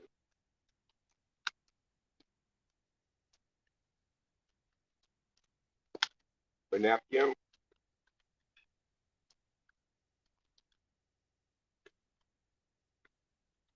Yeah, you guys probably want to see what it looks like. It don't look too bad. A little bit of black in there, but it don't look too bad.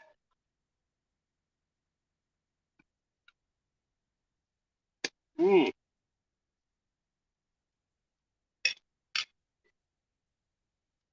mm.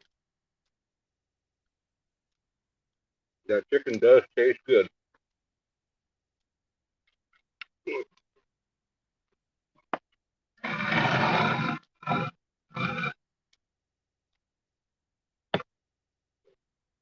Mm.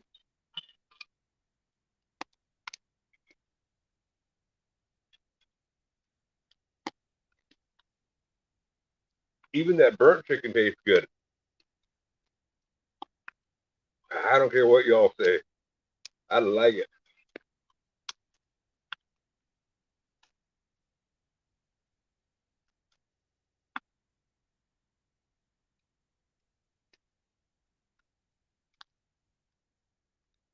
Strip steak, mashed potatoes, and vegetables.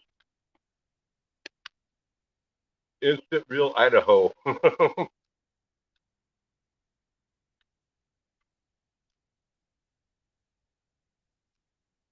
Yes, lots of salt, butter, salt and butter and pepper. Lots of it.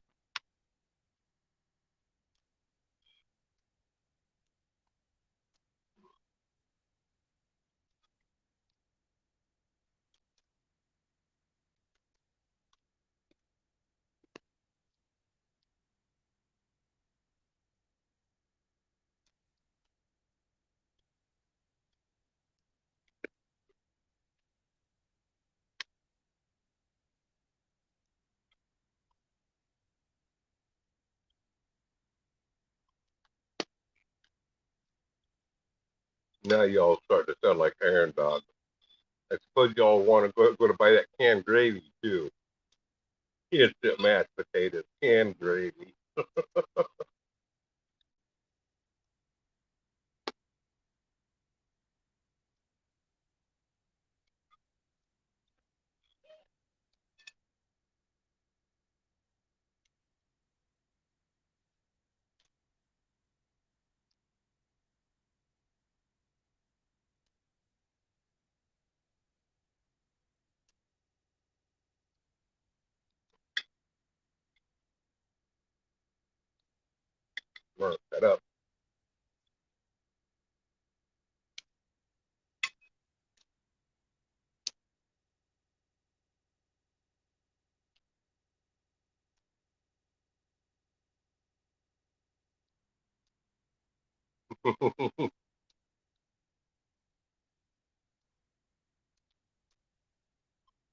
'Robert, I'm saving that for later.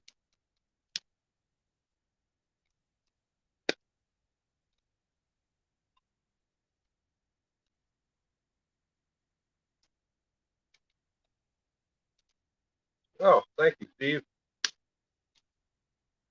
Glad you said it, so I didn't have to.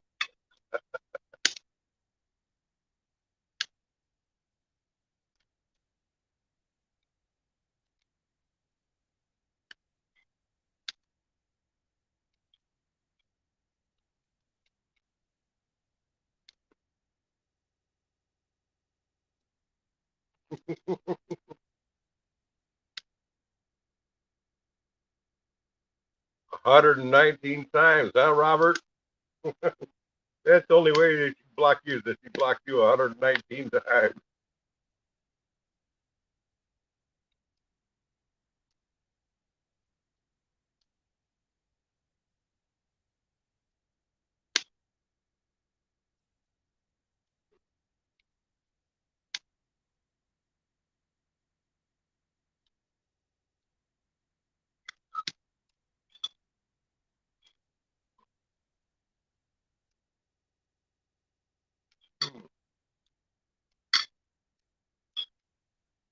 I'm getting rice in my beard.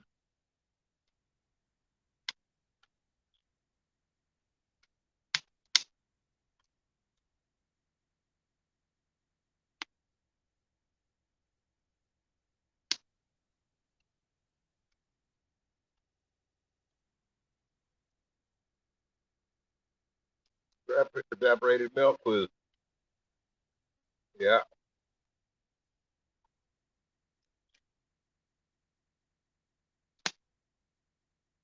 Good evening, fine sir. I haven't seen you around for some time. Good to see you here.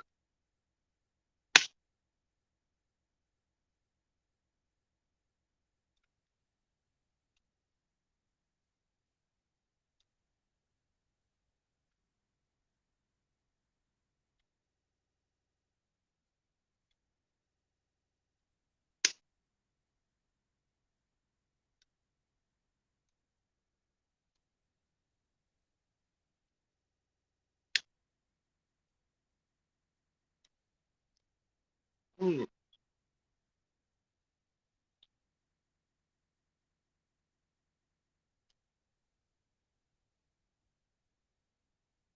Well, I have to admit, my wife is much better at making gravy than I am, but I'm going to be working on it. She's also much better at making biscuits than I am, but I want to work on that too.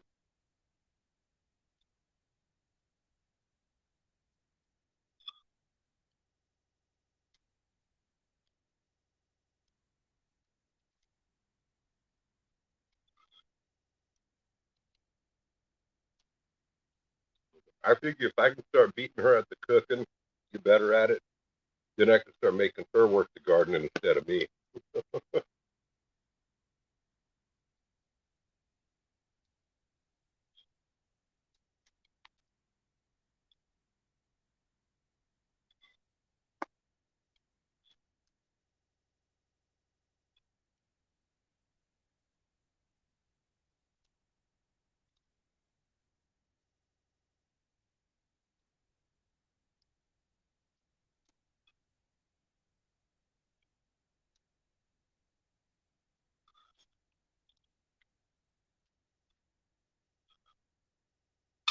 Get out of here, flies. You eat too much.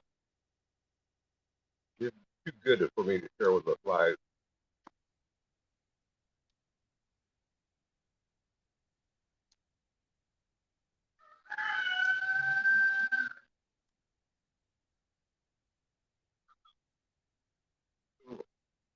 You know, this is left over from lunch today when I went to the Hawaiian food, got some rice, and boy, I tell you what, that Hawaiian macaroni salad was so good. We could get more with that.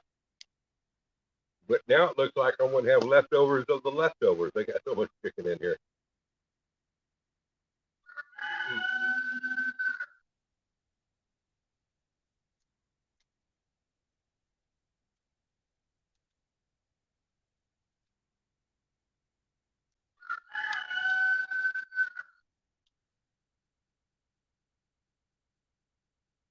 Yeah, I seen that junkyard.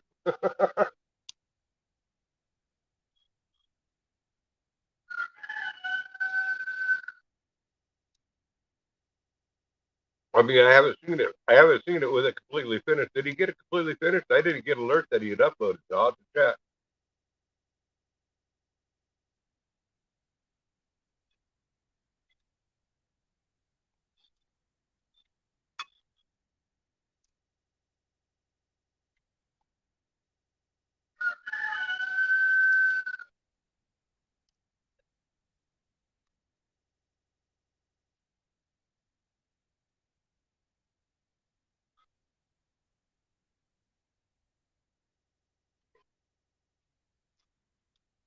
That's not quite done yet. Okay, it's probably the same one that I've seen then.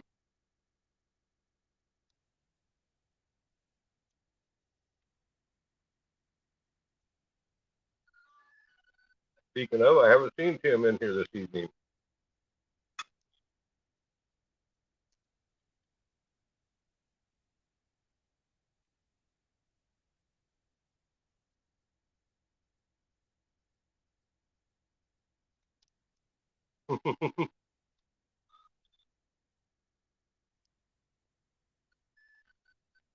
He'll probably work on that next, Robert.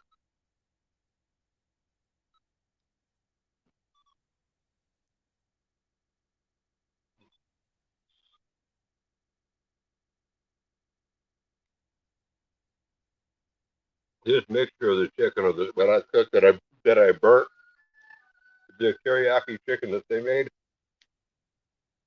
It really the mixture of the two chickens is really good together.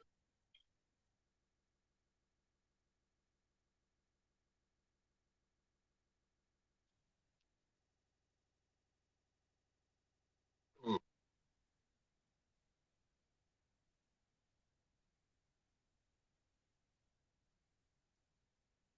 mm.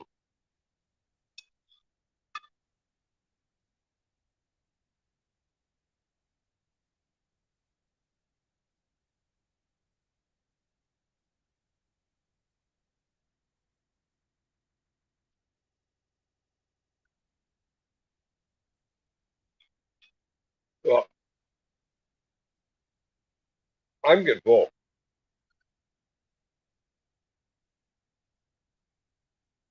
I'm going to run this into the house, and I'm going to have the rest of this for breakfast.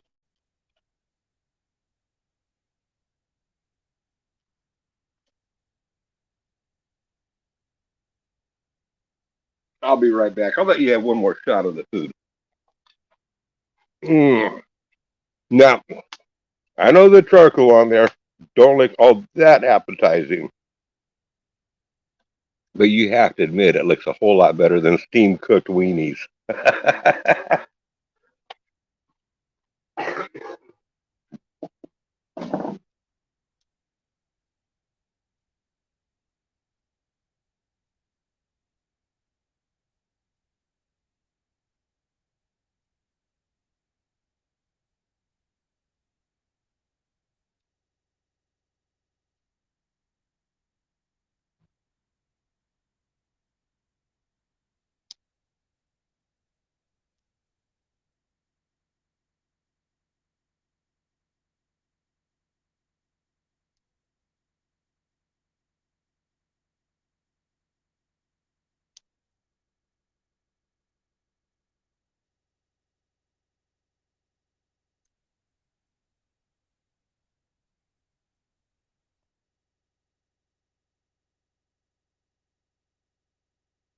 Oh man, that was delicious. Let me move this a little further forward. Start pushing the heat more towards me.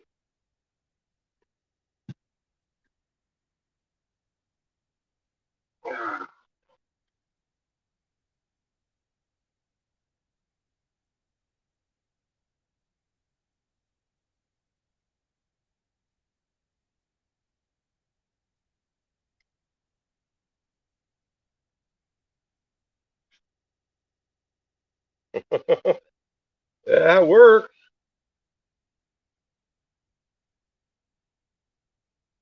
I had a green chair out by the other fire pit for like 2 years on out there. It was sitting under cover, but after 2 years it started getting pretty moldy. It was a cloth this time. Now these cushions here, yeah, at nighttime I take them on in and throw them in the shelter so that it'll last a lot longer. If I take care of the cushions that way, keep them out of the rain.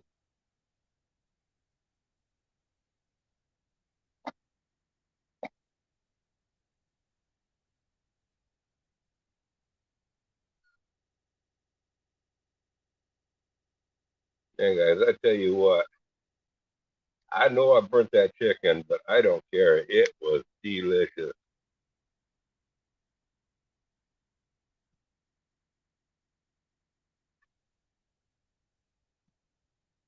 And it'll be a good breakfast for me in the morning.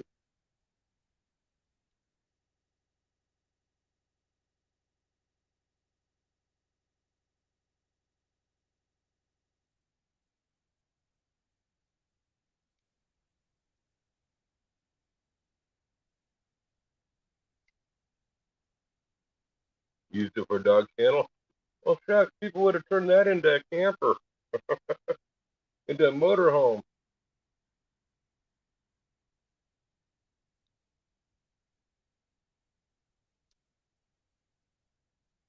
You know those old Greyhound buses they had, like back in the '60s, where the back two thirds of the bus raised up higher, so they had all the cargo space underneath it. So the driver's seat was at one level, and then like a third of the bus was the same level as the driver. And then there was a little flight of stairs that went on up maybe 3 steps, so they were about 3 feet higher than the rest.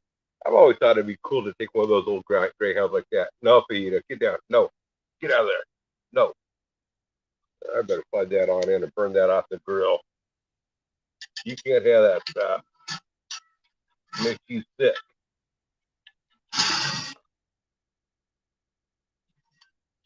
You don't need to get sick that way, girl.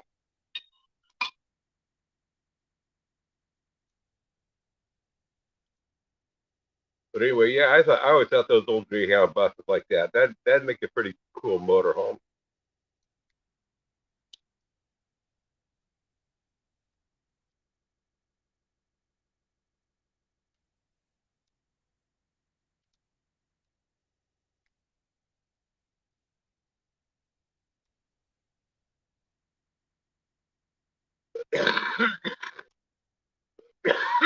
They had one for sale between Sweet Home and Lebanon, but I guess they want too much money for those buses now. Needed a lot of work, and I think they were still asking like 20 grand for it. I guess they're in pretty high demand.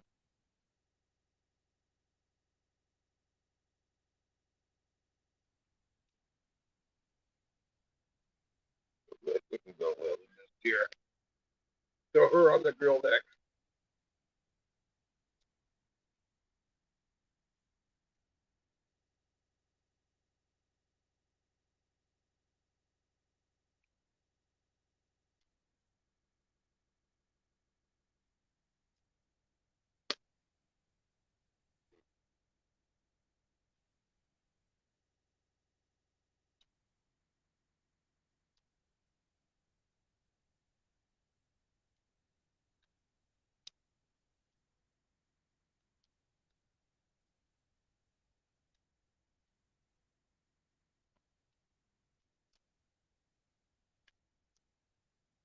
I'm trying to figure out how, when I build my shelter here, I want this fire pit turned this way a little bit more, make it easier for me to work and cook on, throw stuff on in.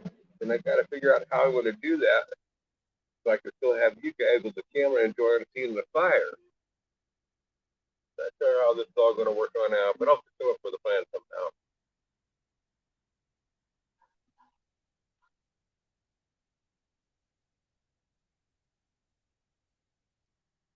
Pulled the motor, put it in the pickup. That was probably a 4 bolt main on it.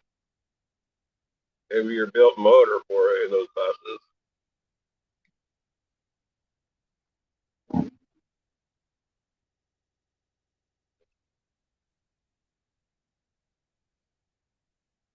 And around here, they take those old buses and they bury them underground and turn them into meth houses.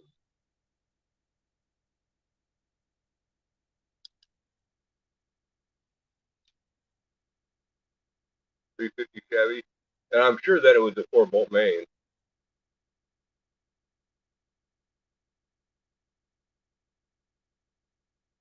Welcome back, Steve.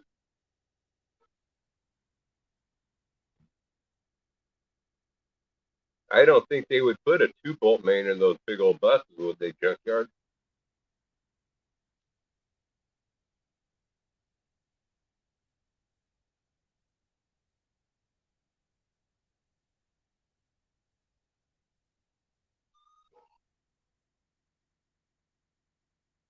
Sure, would make a good seller to put in the thing.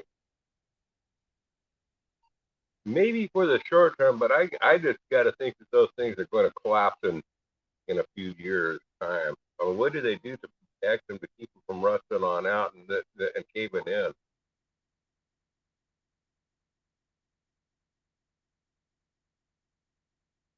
Yeah, that's what I figured they use the 4 bolt main truck in those buses. But most of the pickups that you buy, very few of them have a 4 bolt main. Even in the 70s and the 80s, most of them were supposed to 2 bolt main.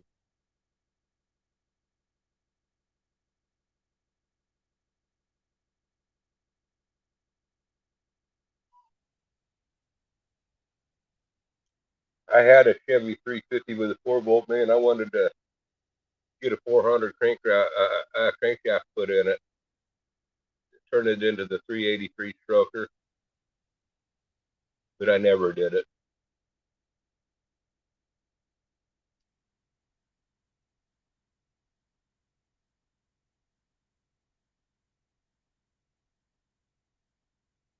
You got a 4 bolt man?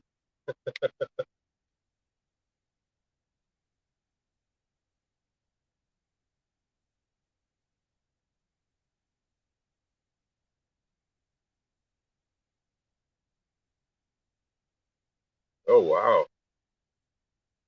My brother has a stock Pontiac 350.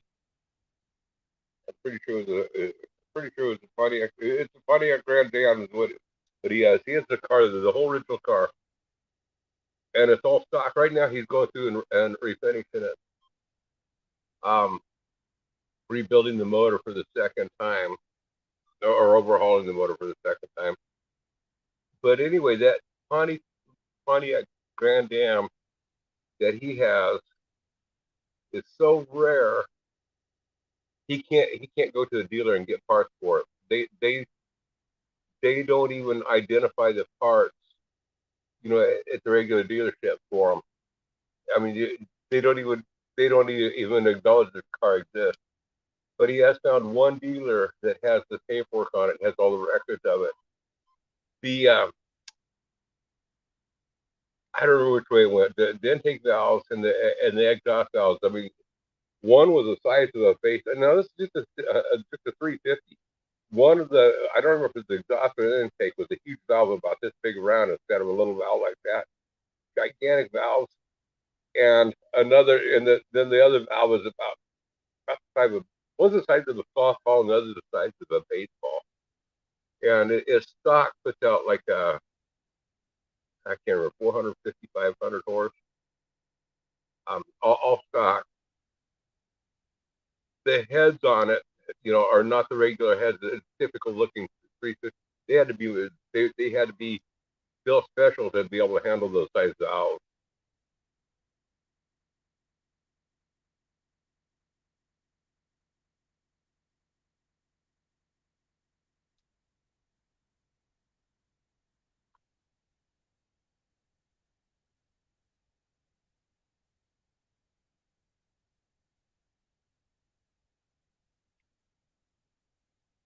Thank you, kind sir.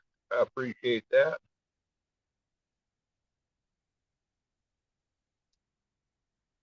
And no, Steve, the person that's doing that to you is not anybody that you know.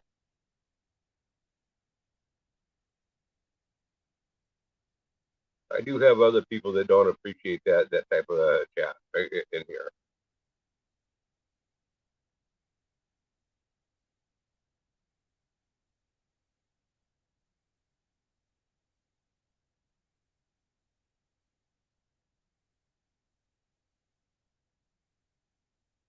At a regular state biotech at work, you would give them cars, somewhere brand new.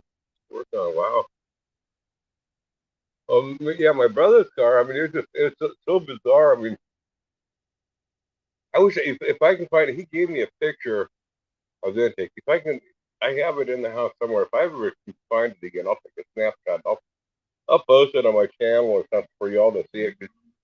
You guys won't believe me when you see the valves on the stock GM 350.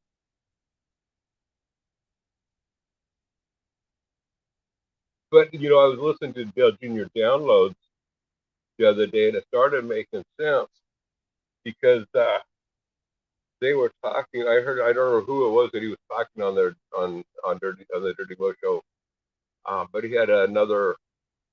It was a crew chief. I can't remember who it was. They were talking about those old motors and the size of the valves that were on them and stuff. So they obviously know about them.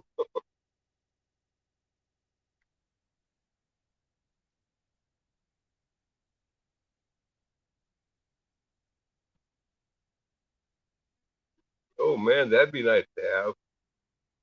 Now I had a 4.3 that was turbocharged in a Monte Carlo. I had a 70, I think it was a 76 or 78 Monte Carlo T-top gold edition. I wish I had it, got rid of that car, but it was turbocharged V6.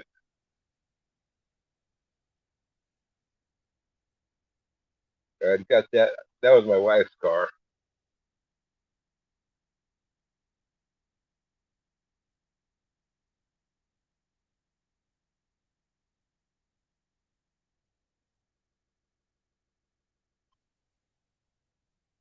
It would outrun the vet. Wow, I didn't know. I didn't know that. My Monte Carlo wouldn't outrun a vet, but man, I'll tell you what, when that turbo would kick on in, you get up and go. I want to say it'd outrun a vet, but it would get up and go.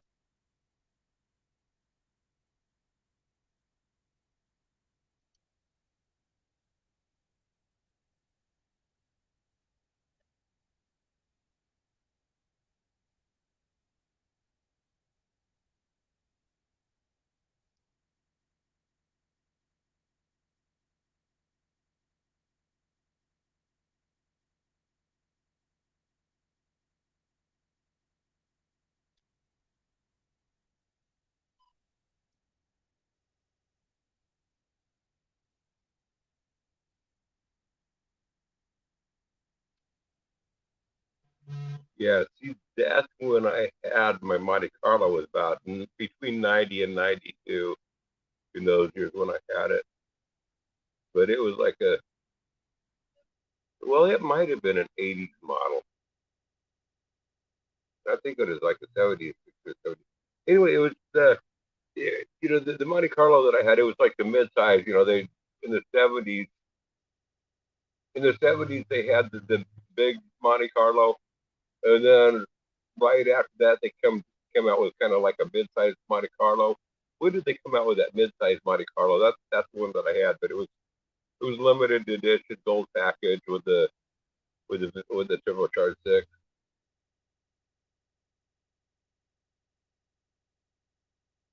It might have been in the 80s when it came out.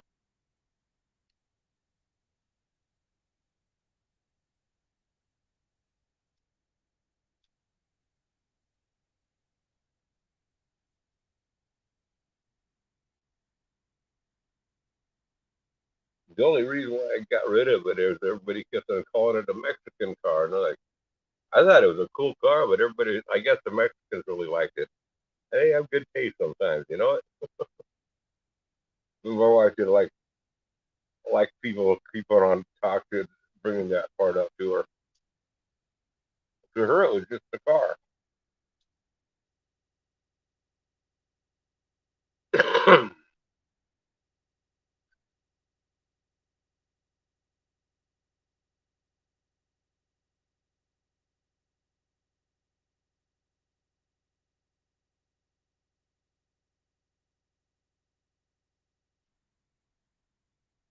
Yeah, I had a Chevy pickup that I wanted to find one of those old 500 Caddy motors to put on in it.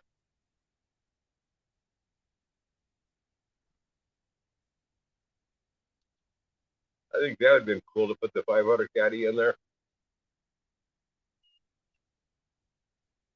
Big old monster motor. And the reason why I wanted to put that is they had the distributors in the front like the Ford did, instead of the distributor being in the back like all the other Chevy their GM products did.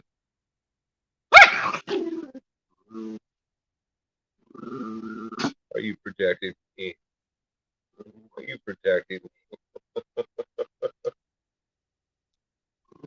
I'm being protected, guys.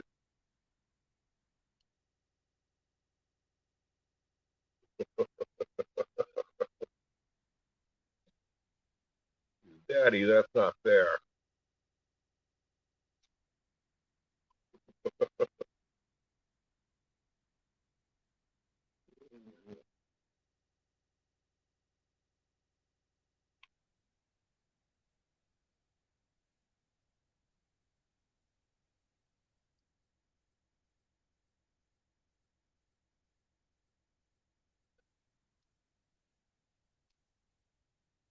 How do they get sheet metal damage on a car hauler?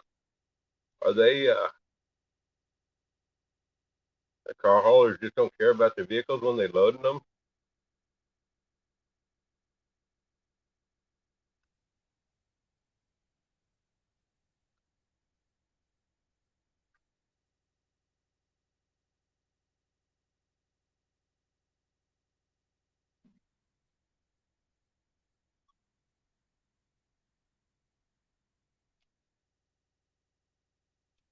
No titles, of course.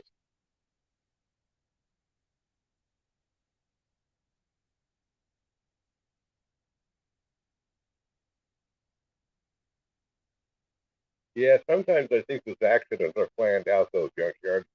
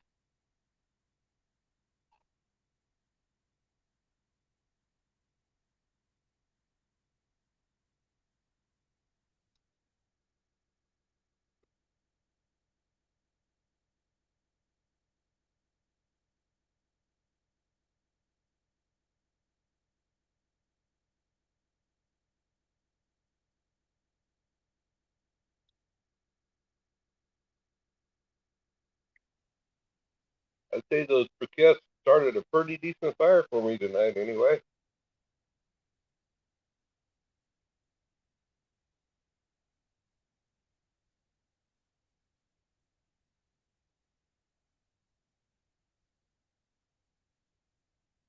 That 4.3 was for a V6 was a pretty strong motor, anyway.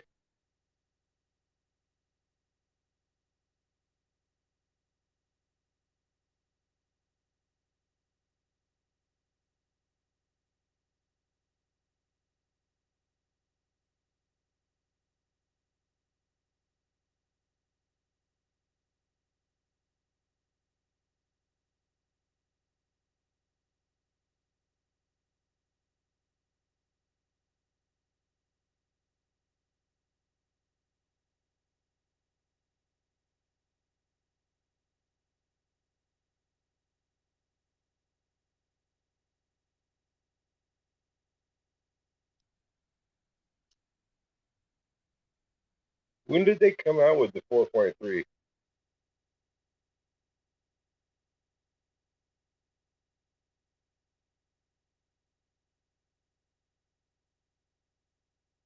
Or I think you said it was like 90 or 91, something like that. Or was that just the cyclone part of it?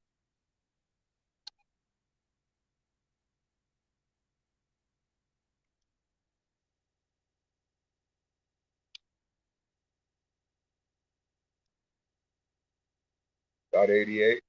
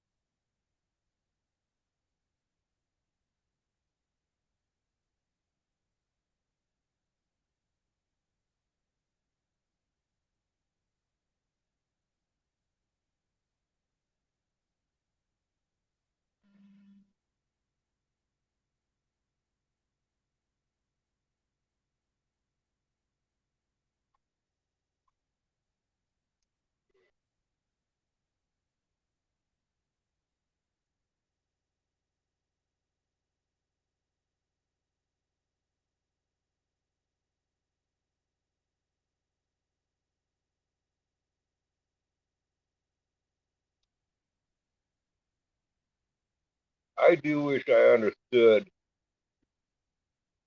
uh, fuel injections a lot better than I do. I don't mind working. I mean, I'm not good working on a carburetor, but I can figure my way through on a carburetor. The fuel injection, man, when something gets goes haywire with that. Well, that and electronic emissions, those two things, I have a hard time with. I'm kind of dumb that way when it comes to that stuff. I do know that electronic emissions are a lot better for like race cars and stuff. The point, you don't have the floating points in and stuff. But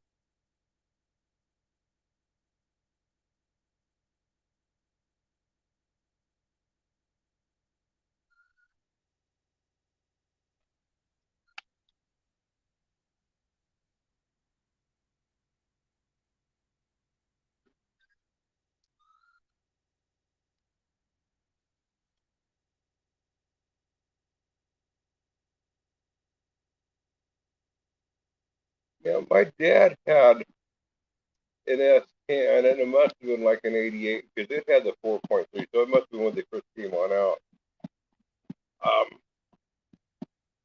Okay, come on, get up here. Come on, did he jump? No, you don't grab one to pick you up. Come here. Um, but when now I had good luck with my 4.3, but his he had a lot of problems with his 4.3 in his S10. Now I had the Monte Carlo.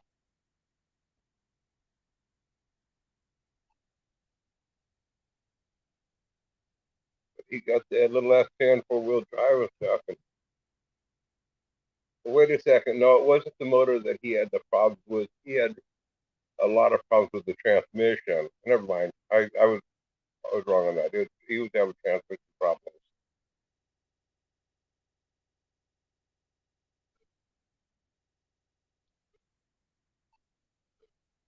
You know, 0.9 were carbureted.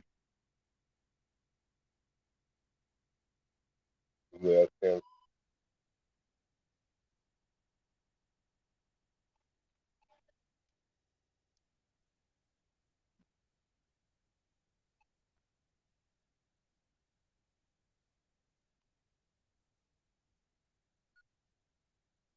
these things are falling down on my lap here.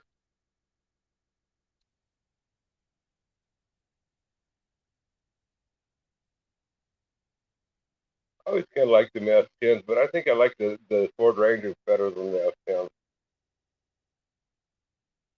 I've never owned. I don't think I've ever owned an S10, but I've known other people with them, and they had. It seems to me like they had more problems with the S10. My dad had quite a bit of problems with his, like I said, with the transmission. But he was. I don't know if Dad was overworking it.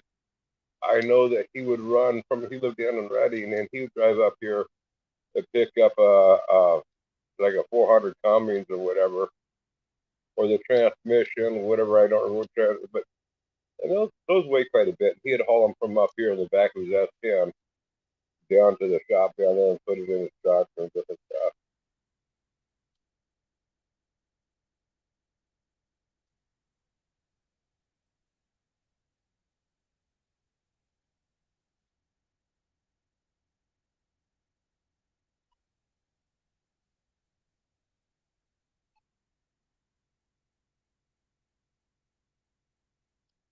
So you had the '88 S10,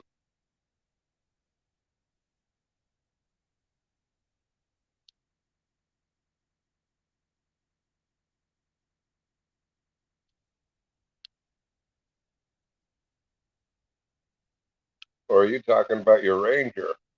The 2.5, I don't know. Is that a Ford or Chevy that made the 2.5? Must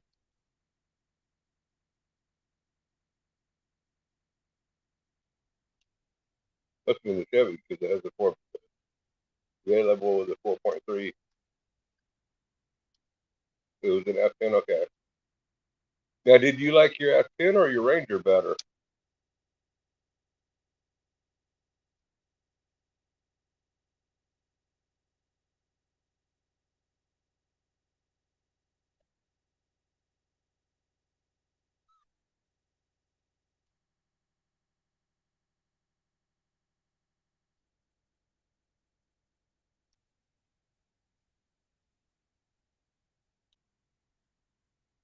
Not on this channel, Steve.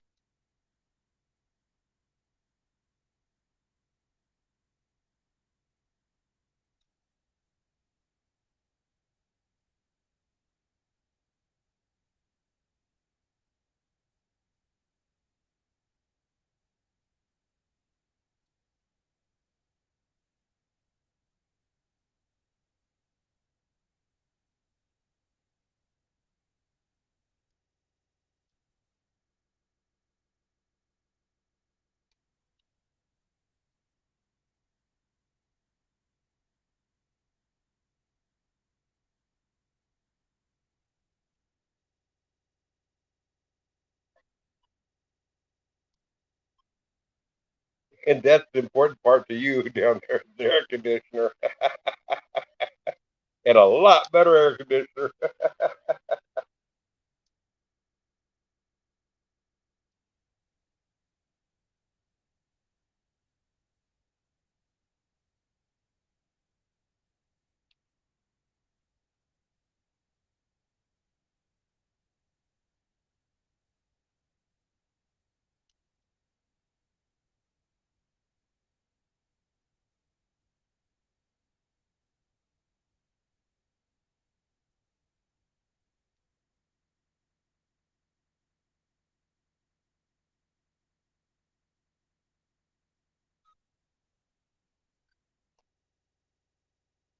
I know that little Ranger that I got has been really good.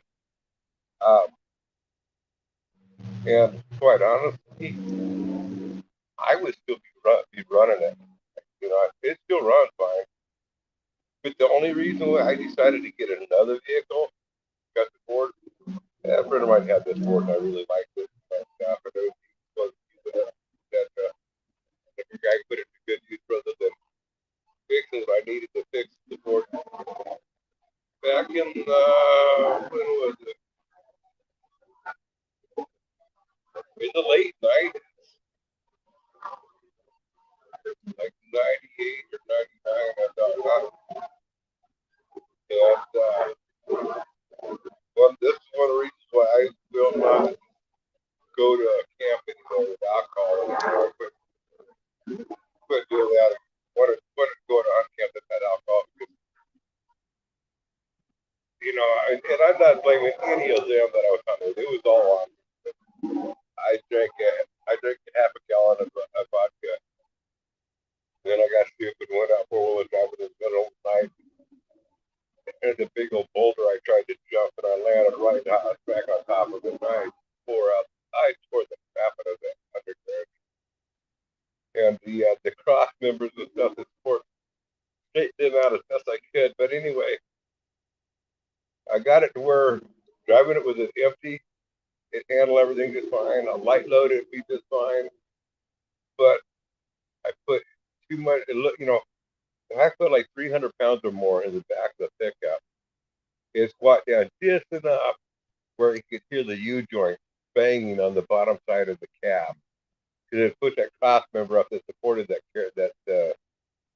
U joint there, and it just bam, bam, bam, bam, bam, bam, it just drove me crazy. It wasn't really hurting anything other than the bolts that you replace the U joints with. It would round those off. Well, like I could always get those out. And replace those bolts. But it was just, I tried and tried and tried all sorts of stuff to try to fix that. And I was just going to have to get stuff that I just going to have to deal with stuff that I didn't want to mess with.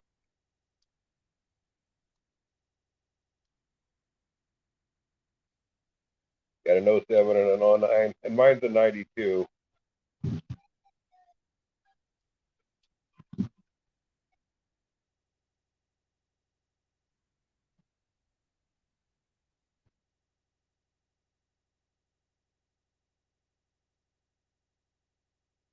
The other thing is that when I what was it? I had a blown head gasket, so I had to replace the blown head gasket on there, and those head bolts had stretched a little bit, so I had to replace them.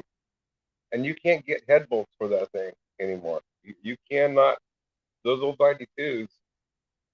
Um, You're not supposed to reuse the head bolts because they stretch typically. In like a second or third time, they snap. So you're supposed to put new head, but they don't make the head bolts for them anymore unless there's an aftermarket head bolt somewhere where you can get them for them now. And you can't just replace it with any other bolt because the neck of them is narrower on the bolts. They get smaller for ways, so it can allow the oil to travel up. The oil has to travel through those, and so you just can't replace it with them. And I found other bolts that would handle the torque and everything else, but then it doesn't allow the oil to go through.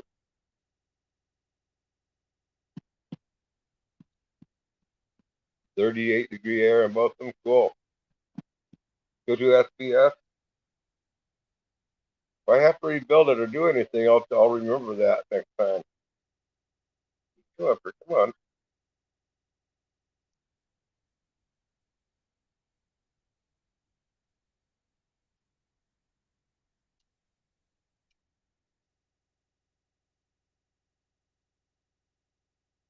Yeah, because I mean, I went to the parts store down here, and they couldn't find them anywhere at Napa or at O'Reilly's. Neither one of those two, neither one of our local auto parts stores, they couldn't find them anywhere. So I went to the Ford dealership, and the Ford dealership was able to find a place finally that had 6 of them, and I'll take them. So I had to reuse some of the old head bolts, but I had 6 of the new ones put in there.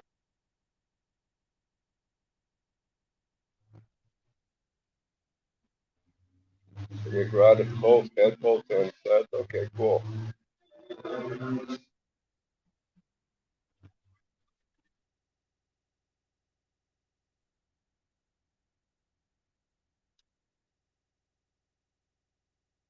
Well, I'll remember that because I mean it sucks when you got a vehicle that's old enough that you can't get parts at a regular. You can't just go to a parts house anymore. I didn't think that in the '90s you never thought that a vehicle in the '90s you could go to the parts house and get any part that you needed. Clear back in the '40s and '50s and stuff, you just tell them you needed this. If they didn't have it, they would get it to you like the next day or so. Now it's got to the point, they discontinue parts and you just can't find them anymore. And they're doing that, trying to force these cars off the road to get rid of them and make them go to the wrecking yard. It's crazy.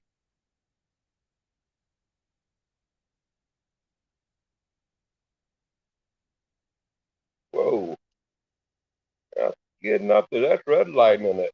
Well, maybe not for your car. It might not be red lighting it, but for most vehicles.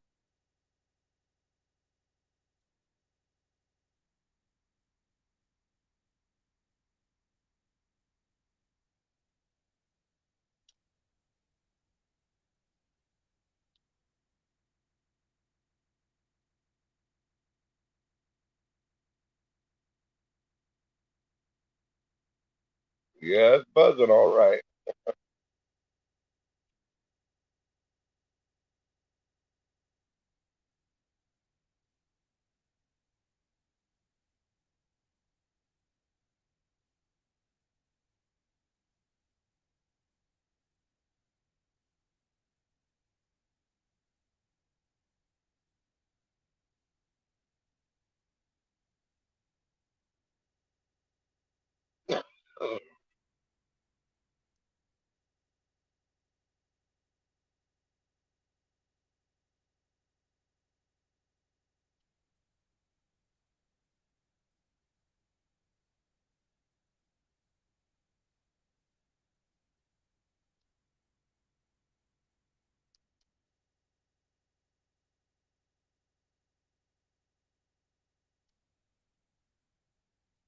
Oh man, did I tell you about the opportunity that I blew on a Ford unibody? I don't know, somewhere around there. It was the early '60s. A neighbor when I lived in California had that was a straight pickup. It was the Ford green back there in the early '60s. The darker colored green that they had, not dark green, but it was fairly dark green. Anyway, yeah. He had a Ford unibody, and it was a short bed, a short wide bed unibody. I I think it was a 306 in it, but it had thrown a rod and knocked a hole in the side of the block. And I mean, the interior was in great shape. The seats was in great shape. Everything about the truck was great shape. It just had a, knocked a hole in the side of the motor, and he just wanted to get rid of it. Offered it to me for $100. I should have bought that. I should have bought it and had it taken the motor on out, taken it to the shop, and had them. I didn't even know back then that you could weld cast iron though. That was what I did. Why I didn't do it, but could have taken it into had somebody weld cast iron patch it and stuff.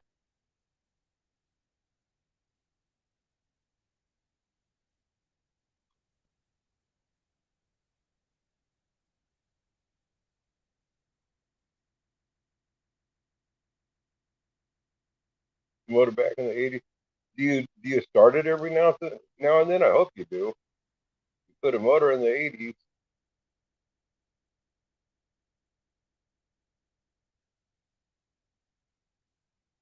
I hope you start it from time to time. I'm sure you do.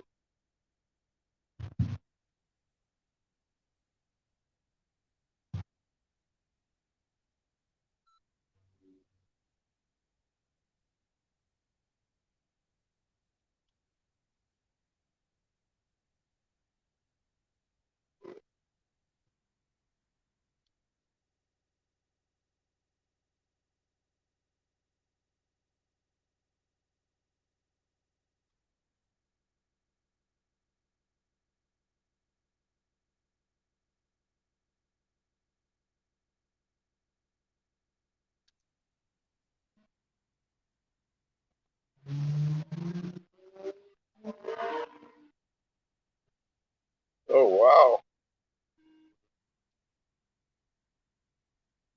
$35 for it, man. You got a steal. You could be arrested for robbery on that one, junkyard.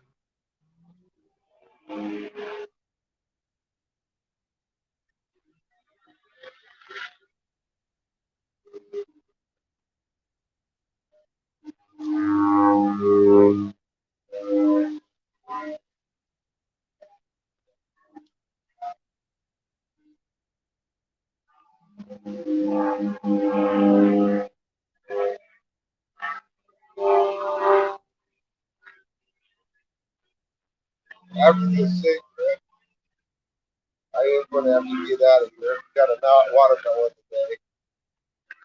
My wife was making a fruit salad. It's just a small Hermiston watermelon, and got two of them. Anyway, one of them, she's gonna cut it open and stuff, and cut up the watermelon out of it and add it to the fruit salad. And the watermelon rind, I'm gonna. That's why I got to get in there. I gotta, peel the skin off of it, stuff, cut it up. I'm gonna ferment it and make some watermelon rind pickles. I'd never tried them, heard stories about them, how good they are and stuff, and I'm determined to try it.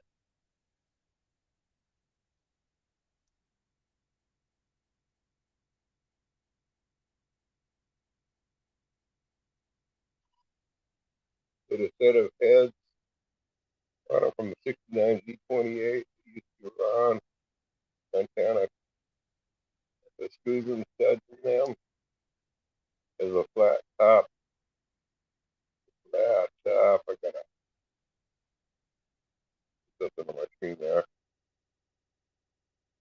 Yeah,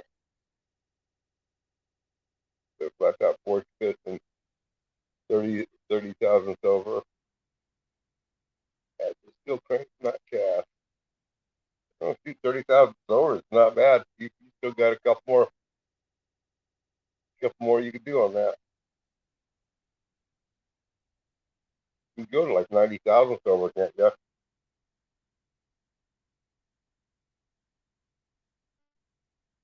that cornbread?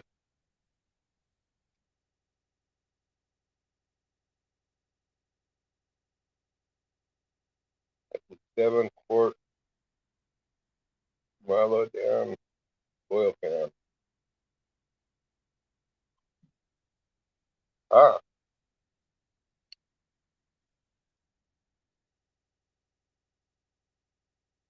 what are they normally? 5 quart,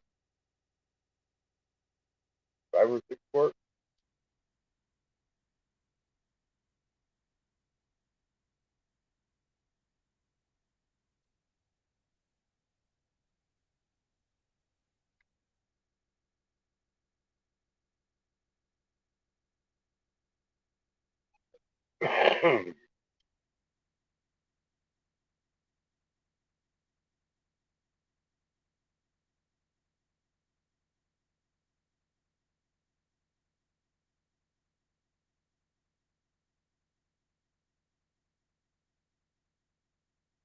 Is that what's right on the fence? Okay, cool.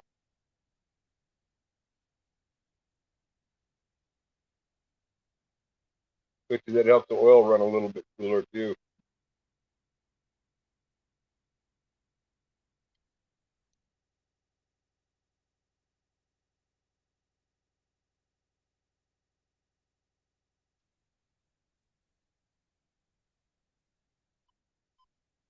The windage tray. What's the windage tray?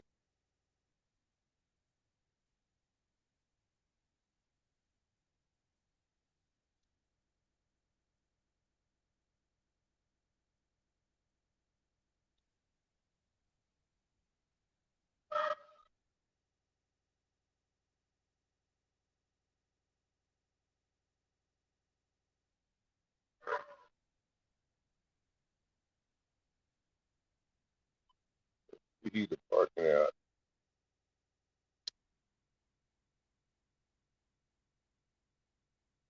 Probably one of the chickens.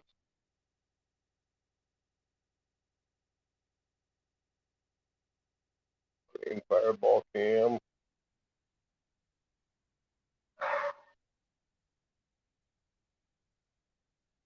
Probably a skunk or a raccoon or something over there. But she's not yet barking incessantly, so I don't think so.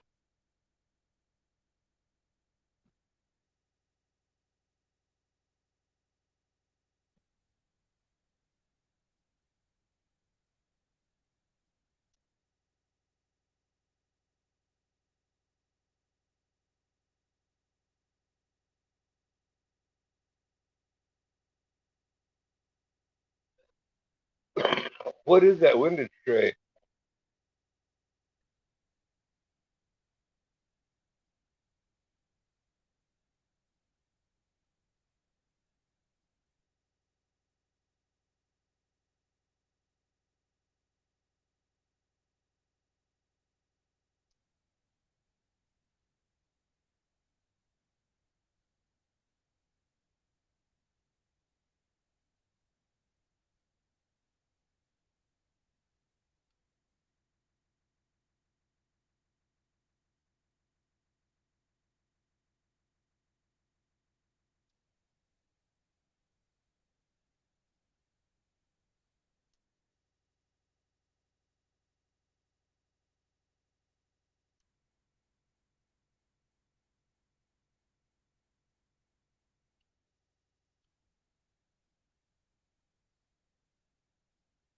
Would that be equivalent to like an RV3 cam? Is that kind of like what it would be equivalent to?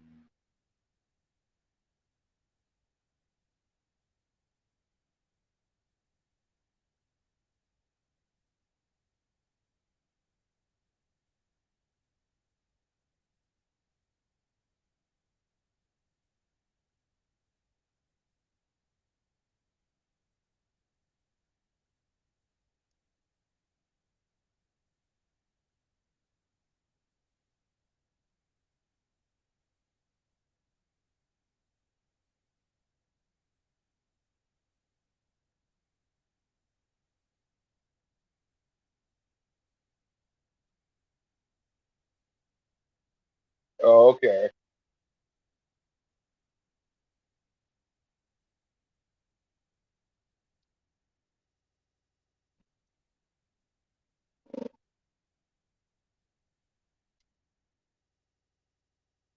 That cam was that cam kind of like equivalent to an RV3? Okay, it's better than an RV cam. But is it that same? It's like that same um the same you like the same type of performance as the RV3. Like an RV3 is much more aggressive than an RV1.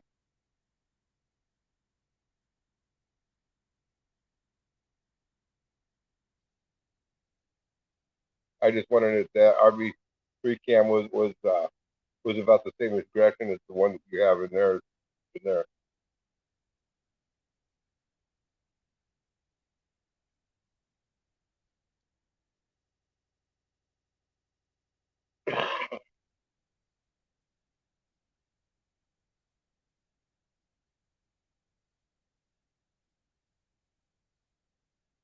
Do you have problems with the thing overheating at lower RV speeds? I mean, like if you're just idling along or like going in traffic, do you have problems with it overheating?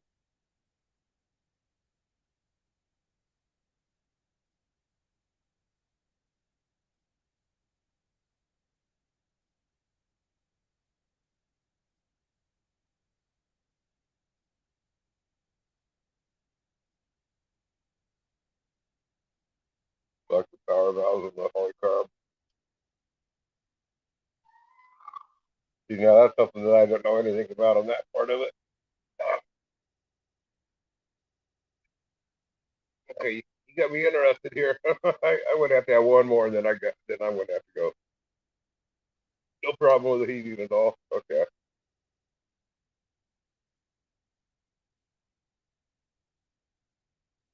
Yeah, I must not have known what I was doing. I always had problems when I'd build the motor on up. The motors would always tend to, running them hard, they'd run cool and stuff, but just idling or just kind of taking it to town and, driving normal. Always had problems with my motors overheating.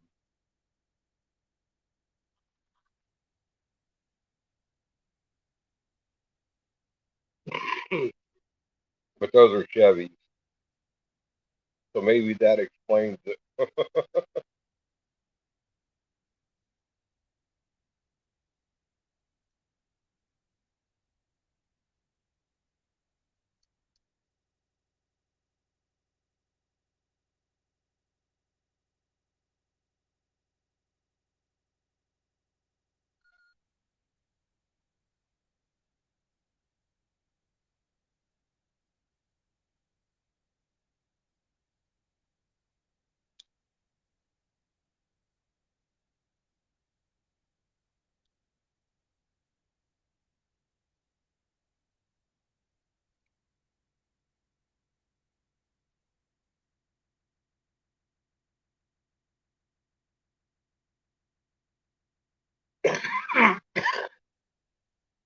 Oh,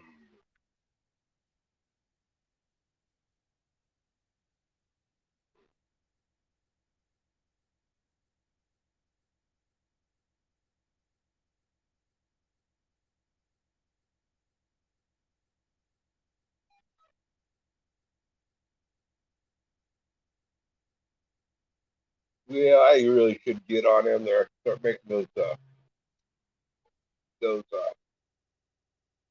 pickled watermelon rinds. We'll catch y'all later. Have a good one. I appreciate y'all coming here. See you next time. Bye. Oh, I got to go up there to end it.